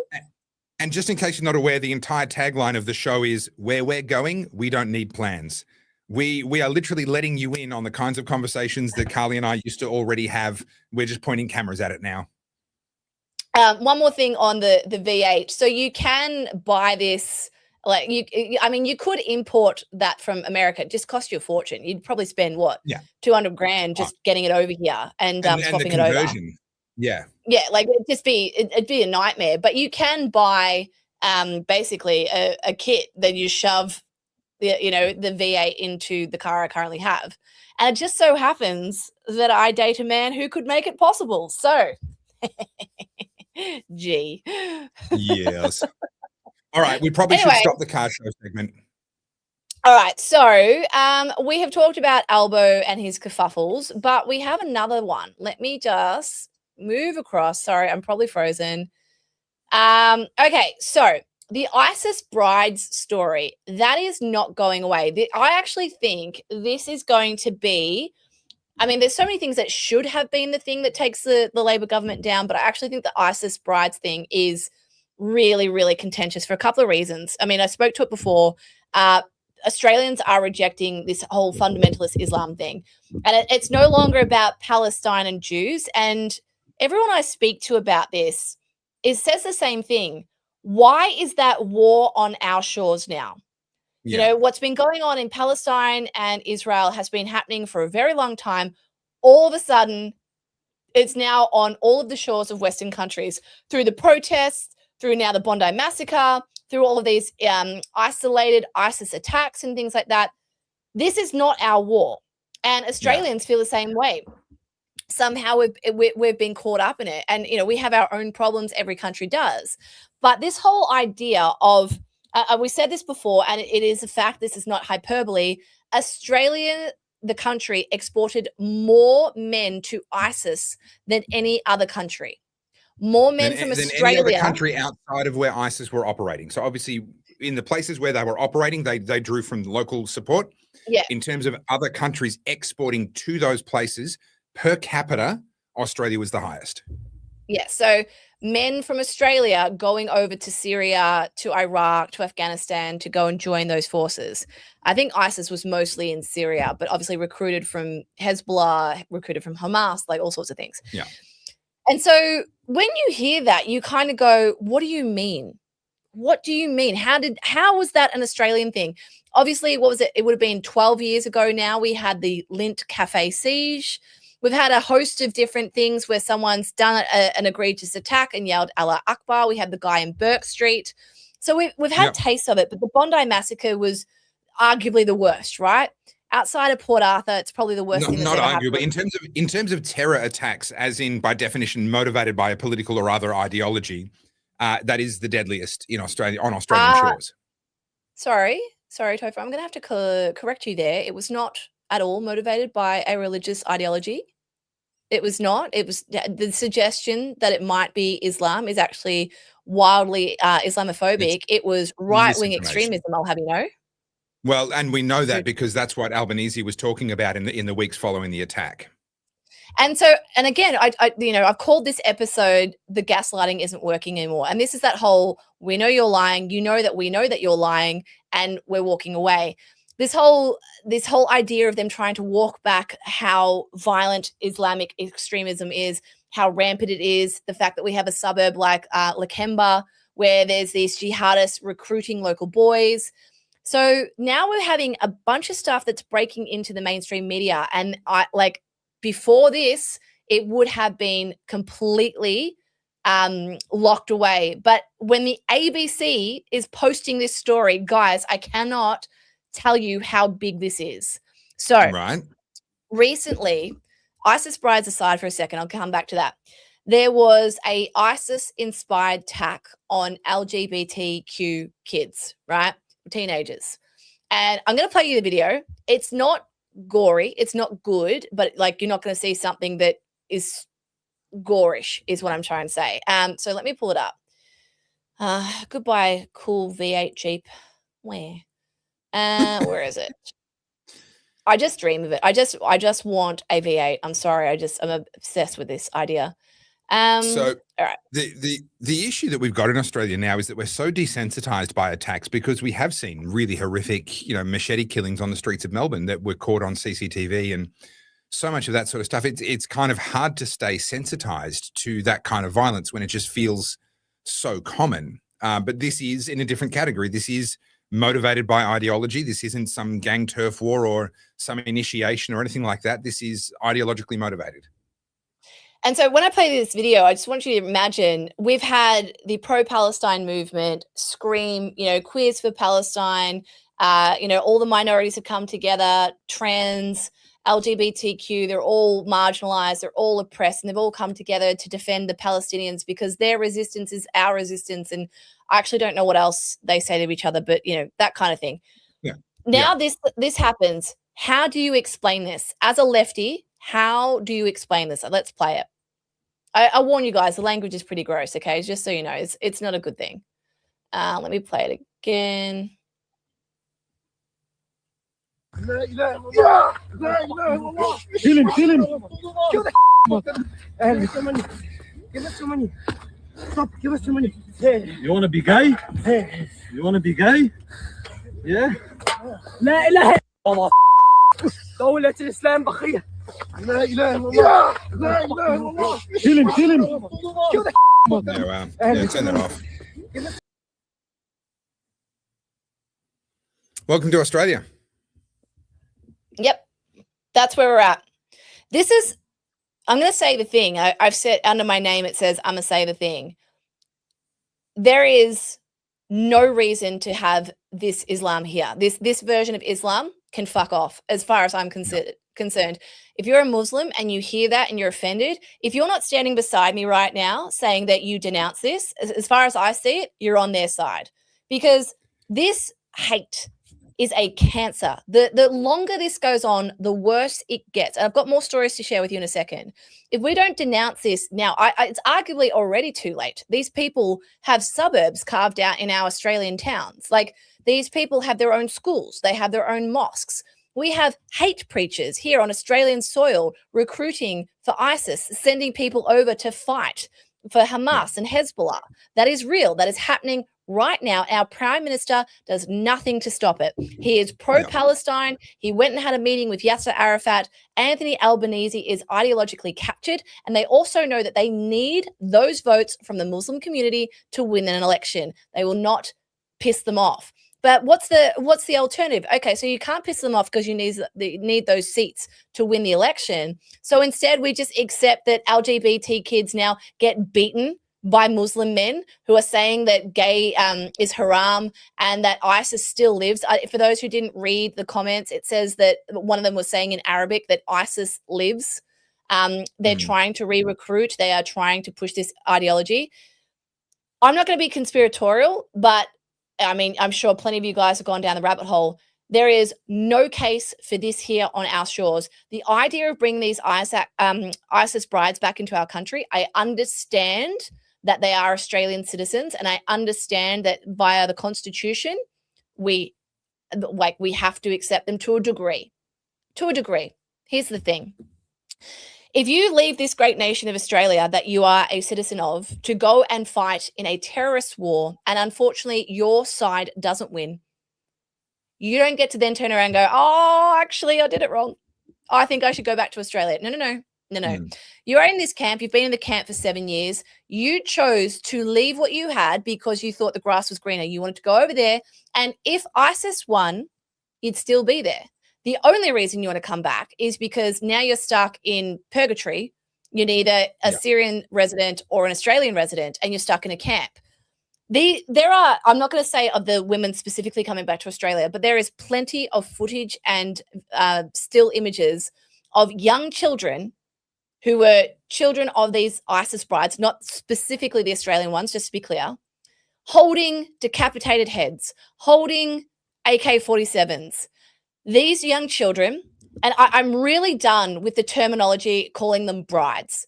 That's like they're just brides, guys. You don't understand. They're just poor little women and children. No. These women chose. They made a choice. They were adult women. They went over there. They decided to marry a terrorist. They've had children with a known terrorist, a terrorist who's trying to kill other people who had they're beheading them. They're doing suicide bombings. This is their hateful ideology. They then had their children. The children grew up around this. They have also been indoctrinated. You're not bringing in innocent children. You are bringing in indoctrinated terrorist children. These people are dangerous. And you guys can say, oh, Carly, that's a bit extreme. No. What happens? Do you think you just like deprogram these people? No, they're waiting until a cell builds up again, and then they'll go and join them.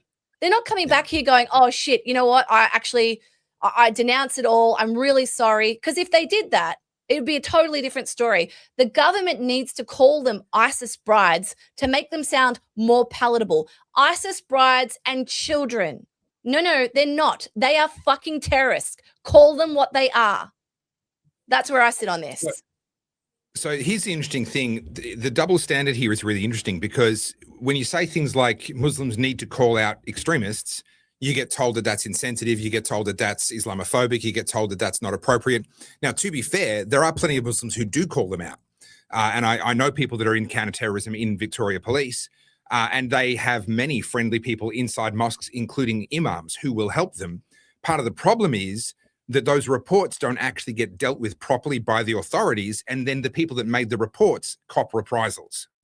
So there's a little bit of accountability on us as well to make sure that actually our justice system is robust and deals with these people properly, because our judges are way too soft. But let me come back to the double standard. I'm very hard on people who cross that line and into saying, oh, well, white people are better than other colors. We're genetically superior. We're a superior race. And they may not use that terminology exactly, but they want Australia to be a white Australia. They want, just because our culture came from Europe, which was white, they say, well, it has to stay white. Well, hang on, one of these things does not lead to the other. I'm very hard on those people, specifically because I want the world to understand there is a gap between me and them. I recognize we have a wonderful heritage from Europe, from white people who built these incredible political institutions, human rights, technology, all sorts of things that we benefit from today.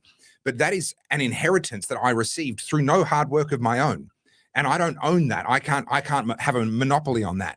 And we should share that. It's better. It's a better way of living than so much of what the world is living under right now. And so we should be pleased to invite people, to welcome people who are coming here to adopt that culture, who are coming here to be a part of that, to nurture it, to improve on it, and to hand that down to their kids. But we have to be very hard on people that want to go, too far in that direction, in the same way as we expect Muslims to be very hard on people who are going into the violent extremist direction with their ideology as well. And the double standard here is that we can all be called fascists. We can all be called white supremacists. We can all be lumped in with this one, with a couple of pajama party wearing boys out the front of the New South Wales Parliament House. But we can't possibly do the same thing to the Muslim community. That would be wrong. That would be Islamophobic. And again, you've talked about this before, Carly. When these double standards exist, this is what creates the resentment. this is what creates that undercurrent that ultimately leads to a reaction, and we get to a really, potentially ugly situation. So I'm actually really pleased that we're seeing so much more coverage of these sorts of violent attacks. I'm not pleased that the attacks are happening, but I'm pleased that we're seeing coverage of it. But we've been talking about the ISIS brides. I was not aware, but you dropped on me some news on the ISIS brides front today. Yeah, so it looks like the ISIS brides are going to be resettling in Wodonga. And Jacinta Allen was briefed on this months ago. Because the one thing you really want to do with a group of people that have lived under a terrorist ideology for a long time is keep them all together, right? Where they can create their own little subculture, their own little enclave of people with, obviously shared experiences and all that, but also shared ideology. We wouldn't want to separate them and maybe have them, separate them from their connection to all of the other people that have shared that same violent terrorist ideology and maybe spread them around the country. No, we wouldn't want to do that. Let's put them all in one place. So we have like a ready-made terror cell, all just kind of in one spot. And it just happens to be a stone's throw from my house. Excellent. I'm excited. What's fascinating about this is, I can say this because I don't care if I offend you, but Albury Wodonga, I'd call that a bit of a bumpkin area. Not in a bad way, but it is. It's a regional area. It's rural. You got your farmers on one side. You got your little townies in the middle. Imagine chucking in a bunch of burqa-wearing ISIS brides and thinking that the town will just be like, nothing to see here. They're not going to stop wearing the burqa, guys. They're not going to stop wearing the dark head covering. These people are completely ideologically captured. They're not going to start walking around in denim shorts and Havaianas and put a trucker cap on. You're going to know these people. They're going to stand out. I just find it extraordinary. I mean, the level of contempt our government has for us, it's insulting to my intelligence, to your intelligence. But when it comes to this Islam stuff, it is clear that the Albanese government will do nothing about it. And I believe, and I don't want this to happen, this is not me hoping this happens, I believe there is going to be something this year, I don't know, like, I just call it women's intuition, right? Call it Carlz the Oracle, whatever it is. I do believe there is an event coming, and I don't know if it'll be on Australian soil or US soil, that will stop the world. And it will have to do with Islam. It will happen later this year. And this will be the moment where we all go, well, the thing you said wouldn't happen happened. Now what? You can't fix this. This ideology is not fixable. Can I give you a story? Now, to be clear, this is is this your story, Topher? Did you tell me this about the journalist interviewing the Palestinian girl? Is this your story? Yeah. Do you want to tell it? So there was a journalist who had spent a long time, many years, covering the Palestine situation. They went there to cover it because they were on the Palestinian side. And having worked there for many years, covering all kinds of different stories, they had a moment where they suddenly switched sides. And what that moment was he went back to re-interview a young Palestinian girl, a woman by this point in time, but he'd known her since she was a young Palestinian girl. And what had happened was this girl had been playing at home and she'd pulled a pot of hot water, scalding hot water onto herself and had gotten burned, very significant burns. And what happens in these sorts of situations when there's a Palestinian child that needs, genuine emergency care is they get taken to Israel because the Israelis have the hospitals and the technology. And she was given the best of care, but it was really bad burns. And so there were a lot of skin grafts, a lot of care. Burns are a horrible thing. And repeated care needed over a period of years. So she would regularly go to this hospital in Israel to get that care and then return back to Palestine. And she, as she got older, she radicalized, and she then strapped on a bomb vest to try and kill Jews. And her target was the hospital. She was going to use their compassion and their trust against them. Now, as it so happened, a border guard sort of figured out that something was sus. She tried to set off the bomb at the border and kill the guards, and the bomb failed. And so she, of course, was arrested and ultimately was then sent back to Palestine after, I think, a period in prison. The journalist then went and interviewed her again. And having interviewed her multiple times over the course of her medical journey and so forth, and she said to the journalist point blank, I want to go back and do it again. My regret is that the bomb failed and I didn't get to die a martyr's death. And if I get the chance, I'll go back and I'll do it again, and I'll do it right this time. And it was that conversation that turned this journalist completely around. And he just went, there are humans on one side, and whatever's going on the other side, it's not something that I recognize. It doesn't look human. Yeah, look, I mean, I've seen enough, but I want to segue across to Iranians. So on Monday night, for those who didn't see it, I played a reel that I put together, and it was me calling out Senator Tame with her remarks about Pauline Hanson going back going to the USA, packing up her bags. And in that reel, I contrasted to the fact that in Afghanistan right now, they have just legislated, the Taliban has legislated that domestic violence is now acceptable by law. And I was saying, how isn't it such a testament to our generosity that an Afghan-born refugee can ascend to our Senate and wear the hijab, where Iranians right now are facing death to try and remove it, right? Yeah. That reel has gone mega viral. It has been shared over 8,000 times, mostly through the Iranian community. Obviously, lots of Aussies as well. But an extraordinarily huge amount of Iranians have come into my DMs, have followed me, and have been talking to me. And look, I only know a little bit about Iran. I'm not pretending to be some kind of scholar on it. But I've been having these conversations for months and talking to these people. And what they tell me is, we begged you to take this seriously for decades. We have begged you to understand what radical Islam is, what these people do. You cannot unprogram them. You cannot fix it. There is no recovery. And the Iranians, I mean, aside from what's going on there in Iran at the moment and their resistance, they know this culture. They know this death cult. You cannot fix it. And these people are still living through it. And the West, the progressive left, the feminists will not heed their warning. And it's extraordinary to me. You have got beautiful women who are, I don't mean just aesthetically beautiful. I mean, gorgeous women who are intelligent, who are smart, who have been able to come to Australia and tell us their story. And it's still not good enough. Like, I don't know what the left want. What do you need to listen to people? It's like the people who left the Soviet Union, or people who have defected from North Korea, or Cubans who have fled and migrated to Florida. And the left will hear their stories about socialism or communism and say, no, you're wrong. It's just extraordinary to me. I don't understand it. Yeah. But this is, I mean, these people, you have to be supremely confident in your worldview in spite of the evidence to have that worldview. There is so much evidence that worldview is messed up, is wrong. You only have to look at the history of socialism and centralized power to see that, and yet they still argue for socialism and for centralized power.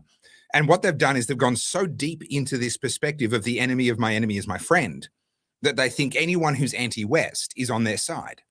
And just the foolishness of that is so obvious to anyone that isn't them, but somehow they can't see that. Yeah. And so, I mean, we've talked about this before, but G and I were having this conversation. I think it's worth bringing up again. The term multiculturalism, right? It implies that multiple cultures can live together in this like utopia. And what we mean by culture is you can have the Islamists, the Jews, the Southeast Asians, the Indians, the South Africans, the South Americans, and all of our culture, this beautiful big melting pot of culture where we all have vastly different ideologies, can all just happily coexist. We know that doesn't work. We know that fails. The other term that no one seems to want to use that I think is important, and I know we've talked about it before, is Australia is a multinational country. We have multi-ethnic, right? Ethnic. Yeah. We have plenty of people who have come with very diverse ethnicities. You might be Afghani, you might be Iranian, you might be Bolivian, you might be Argentinian. So long as you came here to Australia, because you liked our culture and our way of life, I accept you become as an your own, Australian. as our own. Yeah. Yeah. You come to Australia as a migrant from one of these countries and you say, you know what, Australia, you got it right. I love Australia. I love Australians. I want to be here. I want to be part of you. I'm going to assimilate. They're the people we want. And this is why, so you said before about denouncing the NSN and the super far right. I'm in the same category as you. The pajama parties. I am a world traveler. I am someone that loves all cultures where they are. I don't believe that we can live together. Not because they're bad people, just the ideologies go like this, right? Yeah. There's a YouTube that I follow that I mentioned before. It's called Yes Theory. I think your wife watches it. Mm-hmm. And what I like about Yes Theory is they go to very remote, far off places and show the locals. And I've spoken at length before about how beautiful most local people are when you go to these different countries. I have been to Damascus. I've been to Syria. The Syrians were beautiful, incredibly hospitable. That's great. And they're very proud of their heritage and their country. I don't have a bad word to say about those Syrians. But obviously ISIS Syrians, I don't like those ones. They're evil. Yeah. The point I make about this is watching these Yes Theory videos, their whole thing, right? The premise of these videos is to make you feel like we're all people at the end of the day and we all can get along. They recently did a video on Pakistan and they went to the border of this town. I can't remember, it starts with P, and it's neighboring Afghanistan. It's up towards the mountains. And they were showing the locals and how friendly they were. And there's this massive emphasis on the friendliness. And they did seem very lovely. And I was watching this footage and I couldn't help but notice that there was one thing missing through almost 45 minutes of footage. What do you think that was? Women? There was not a single woman, not one. And I was watching it going, when are they going to address the elephant in the room? And they did, thankfully. They did at the end of the video. Yeah. They said, one thing that, you guys might notice is there has not been a single woman. And then they ask their new friend, their new Pakistani friend, they said, oh, in my culture, we have lots of women. He says, in our culture, the women are over there. It's better for them. Yeah. It's safer for them, right? He was giving the political answer. Yeah. And I couldn't help but think, like, I'm sure they're lovely. I'm sure they're amazing. But that culture of segregation of men are more superior than women, I'm sorry, that does not belong in Australia. If you're a Pakistani man and you want to migrate here with your wife, she better have as much freedom as me. And this is the thing, and this is why it's so important to distinguish between a multi-ethnic, where people from different ethnic origins, people with different human DNA can coexist. That's fine. I've got no problem with that. But this multiculturalism, and people have gotten at me in the past because they can't comprehend that, because they're anti-multiculturalism, they extend that to say, well, therefore we have to keep people of a different color out of Australia because they're not from our culture. Well, yeah, maybe they're not from our culture, but they can adopt our culture. And I will argue, and I'm sorry to repeat myself, but for anyone that's new, Australia has been very, very much destroyed by people who do not share our culture. And the ones in particular, you'll know their names as well. They had names like Turnbull and Gillard and Rudd and Albanese. These are Europeans, but they do not share our culture. They are not Australians culturally. They are elitists, and they hate the country that they came to be the prime ministers of at various different times. So just because someone shares your skin color, just because someone comes from a similar part of the world to you, doesn't mean that they actually share your culture. And there are many, many first-generation immigrants who I would say I actually have far more culturally in common with than I have with the likes of Anthony Albanese. I have very little in common, culturally speaking, with Anthony Albanese. And where people get hung up is, a lot of people, when they say, oh, I love multiculturalism, what they mean is the most superficial level. What they mean is, I love the fact that there's lots of different cuisine available. And I like seeing people walk down the street in kind of their traditional garb, whatever that may be. I love, at certain times of the year, Indians will walk around in these amazing outfits. And one of the advantages of having darker colored skin is that you can wear bolder and brighter clothing and it looks fantastic. When someone like me does that, it looks ridiculous. And so that superficial element, I'm with you 100%. I love that stuff. But actually, the culture goes much deeper than that. The culture goes to women are not the same as men. A woman's word in a court of law doesn't hold the same weight as a man's word in a court of law. You can be beaten up for being gay. These are the things and when people say I love multiculturalism and they only mean it at that superficial level, what they're not acknowledging is actually the people that have come here not to become Australian, they've come here to bring their culture. They're bringing all of it, not just the superficial bits that look nice as you know, as you look at the food delivery app and decide what you're going to eat tonight. 100%. And they're building enclaves. They're not assimilating at all. You know, and I find it so frustrating. I've spoken to so many people in my DMs, right? Like Iranians, Vietnamese, some Indians as well. The Indians are a tough one. Obviously, they speak Hindi, and most of my stuff is in English. And I find that it can be hard to get Indians who want to talk to an Aussie about multiculturalism. But Iranians are a great example.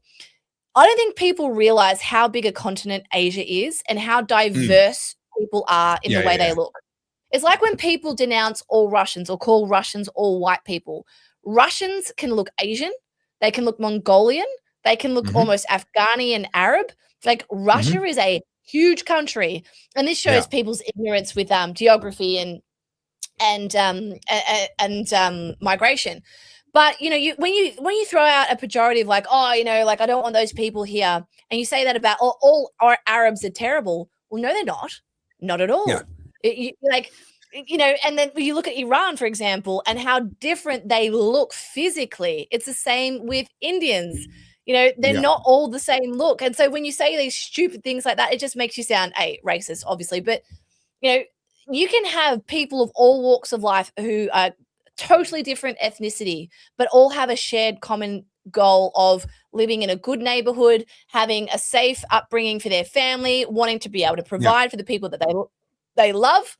And then you have people who bring in their culture, which is that women should be segregated. And I'm going to give you an example of this right now. Right now in Australia, in Melbourne, we have an Islamic school who is tracking women's menstrual cycles so that they can segregate the women during prayer. I'm sorry, I'll say the thing. This is barbaric. This is disgusting. The fact that this is able, I don't give a fuck about your religion. The fact that your religion, your ideology trumps our human rights as an Australian citizen here in Australia, go fuck yourself. I don't care about your ideology. This is Australia. You are tracking someone's menstrual cycle, so much so, I'm sorry for all the guys. I know you all freak out when women say period. If they haven't confirmed that they're bleeding yet, the women are punished for being liars. I don't want to give you all a biology lesson, but some periods aren't like clockwork. Sometimes they're longer, sometimes they're shorter, sometimes you don't know when it's coming, sometimes it comes early, sometimes it comes late, particularly when you're a fucking teenager. The idea that there is a school here in Victoria, here in Melbourne, tracking the menstrual cycle of women is fucked. This must be condemned from the state all the way up to federal politics. This should not be happening. I am fucking outraged by this. It is disgusting. Yeah. I mean, the breaches of privacy, breaches of human rights, breaches of discrimination law in Australia. I would hope that the prosecutions are going to come out of this simply because they are literally discriminating on the basis of someone's gender. Although these days, I mean, if it went to court, they could probably just argue, well, men can have periods too, and they'd probably be able to get away with it on that basis. That's how ridiculous we've become. But no, look, I couldn't agree with you more. And when you have a culture that wants to obsess over these sorts of things and wants to run their schools their way in this sense, I've got a problem with that. Now, again, I'm going to say it again. I'm glad that we know about this. I'm glad that they do it openly. I like to know about these sorts of things so that we can argue back, so that we can say, hey, that's not acceptable here. And we can bring these things into the light. That there's a lot of things I could say, but probably shouldn't on this one. But yes to everything that you've said. That is absolutely barbaric. It is absolutely unacceptable. And I will be watching with a great deal of interest to see whether the courts, whether the police, and whether Albanese has enough backbone to actually do something about that. This is unconscionable. I just like, you guys know I'm not a feminist. I'm not someone that gets, butthurt about stupid things that most feminists get upset about. But this one enrages me. I'm sickened by this. The idea that Australian citizens, your citizenship trumps everything. Your fucking religion, your culture, your ideology is all below the fact that you are an Australian citizen and you have inherent rights as laid out in our constitution. The fact that an Islamic school thinks they can rebuke, what am I trying to say? Like, ignore that. And their ideology, their fucking religion takes precedence over our rights as a citizen.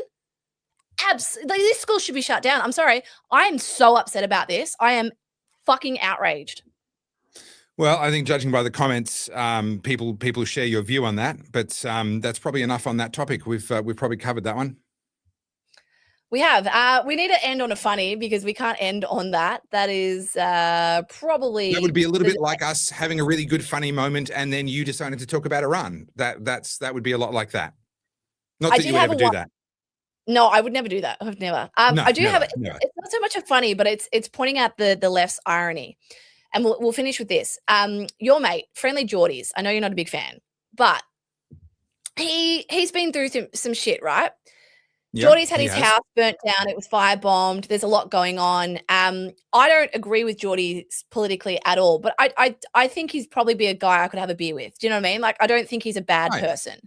And I think he like hams it up for his YouTube channel for sure. But he's currently in a row with a guy. I'm not going to be able to pronounce his name. And sorry, I'll probably freeze. Let me bring it up on screen.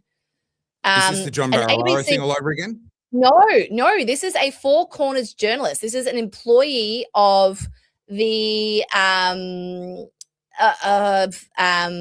might be this one. Is it this one? This is an employee of the ABC.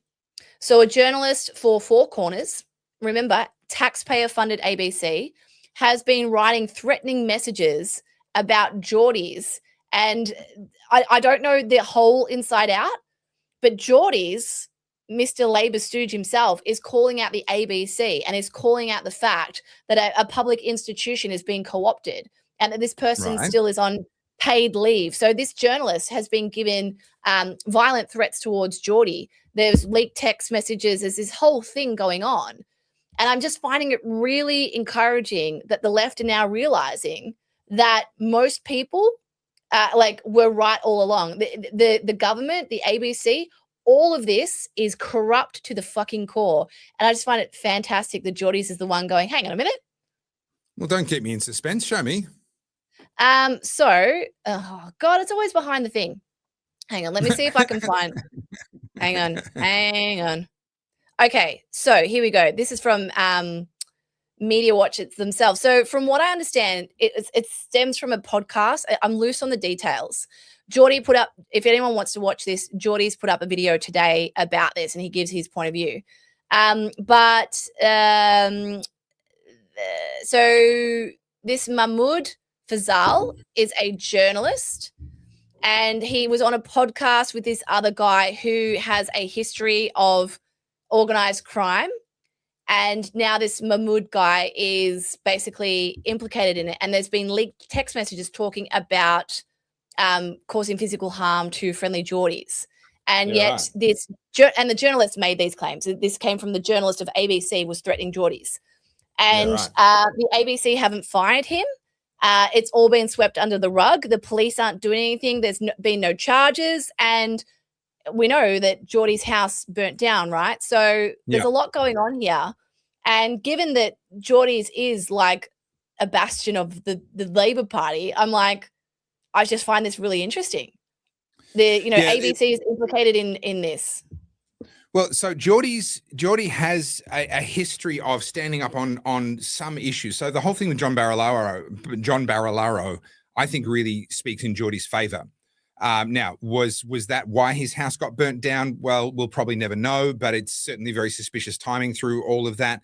But he's got a history of standing up for himself when under a lot of pressure, and he's been through the ringer more than most. And lefty or not, I mean, I don't disagree with this assessment of him.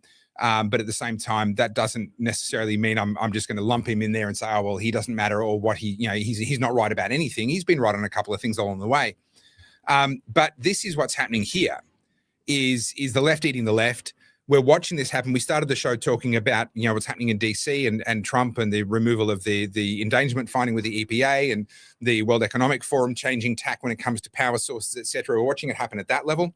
We're watching it happen between Grace Tame and the Prime Minister. We're watching it happen between Jordies and the ABC. We're watching this kind of filter down through so many different layers and levels of society.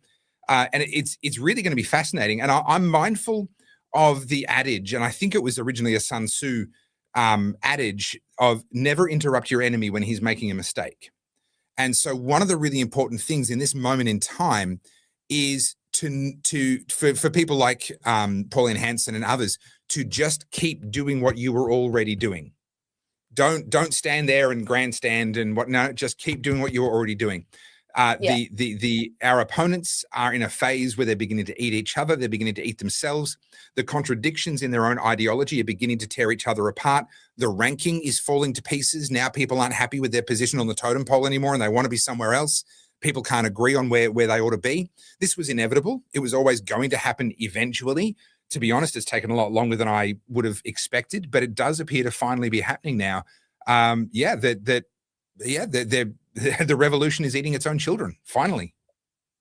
Yeah, so I'm buoyed to see this. I mean, this means that we're closer to the end than we realize. I think there's going to be No. There is no end. Let's be realistic. The cycle. There is no end. Recommence. Yeah. Do you know what? But there are phases, and we're entering a better phase. Yeah, we're coming out of what has been a horrendous fog. That comes back to that book I read about the fourth turnings. But yeah, I'm reading some philosophy books at the moment. One of them I was reading about Plato and Aristotle last night, and it's funny, like anyone that's ever read anything by the Romans and the Greeks, when you read this stuff, it's like it was written yesterday, and this is like 500 BC. Right. And Plato's talking about censorship. He's talking about unfettered power.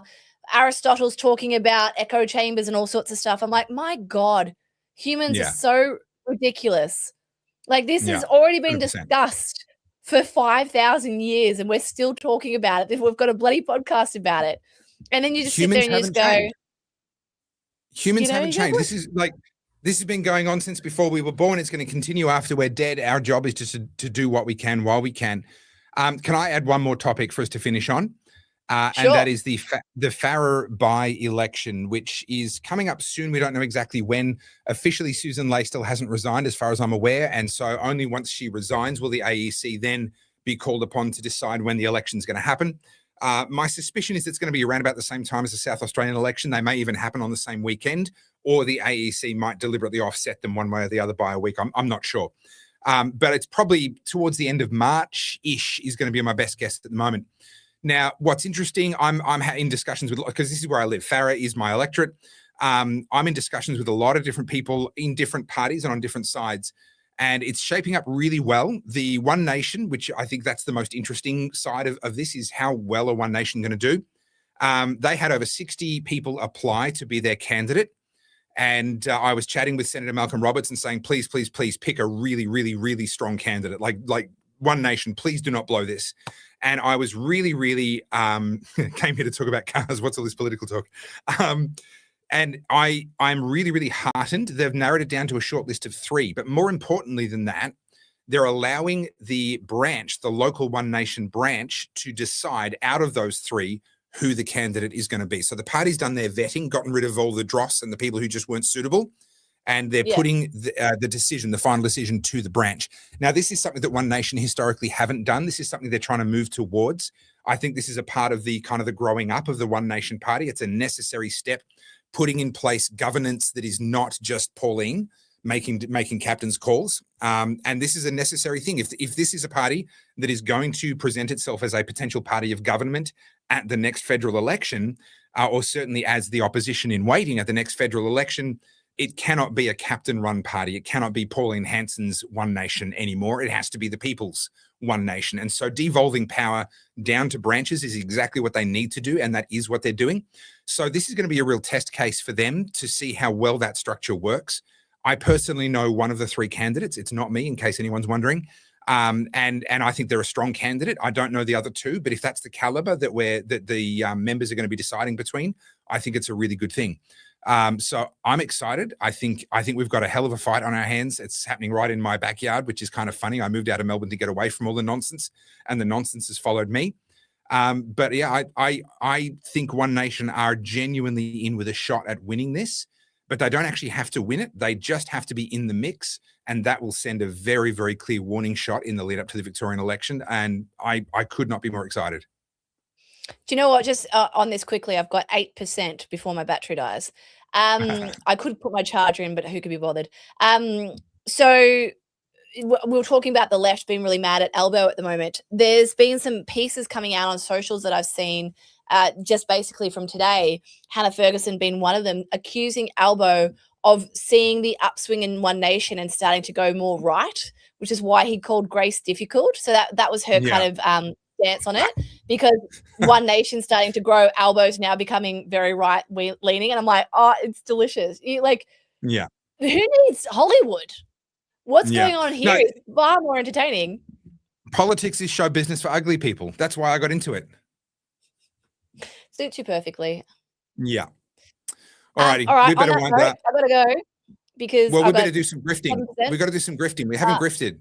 Topherfield.com. Check out all the merch. We've got new designs, new shirts. There's a 1984 shirt back in stock. It's not the original one. The original's been retired. If you've got that, that's yours. No, that'll never be for sale again. But the new 1984 has been released. Carly's done a wonderful job with that design. That's available now, along with all the usual stuff. Please do support. It helps us to be able to keep doing both the Oddcast, but also me to keep doing all the Topher Field videos, etc. Make sure that you jump on the new tiers on Kofi. Can you point to Kofi with your screen backwards? Yes, there it is. Yay. Do sign up. Apparently, I have to go and dig up my jolly Discord logins now. Yay. 4. There's now 4. So, just saying. You people are cruel. You know that, right? The producers have spoken. That's just mean.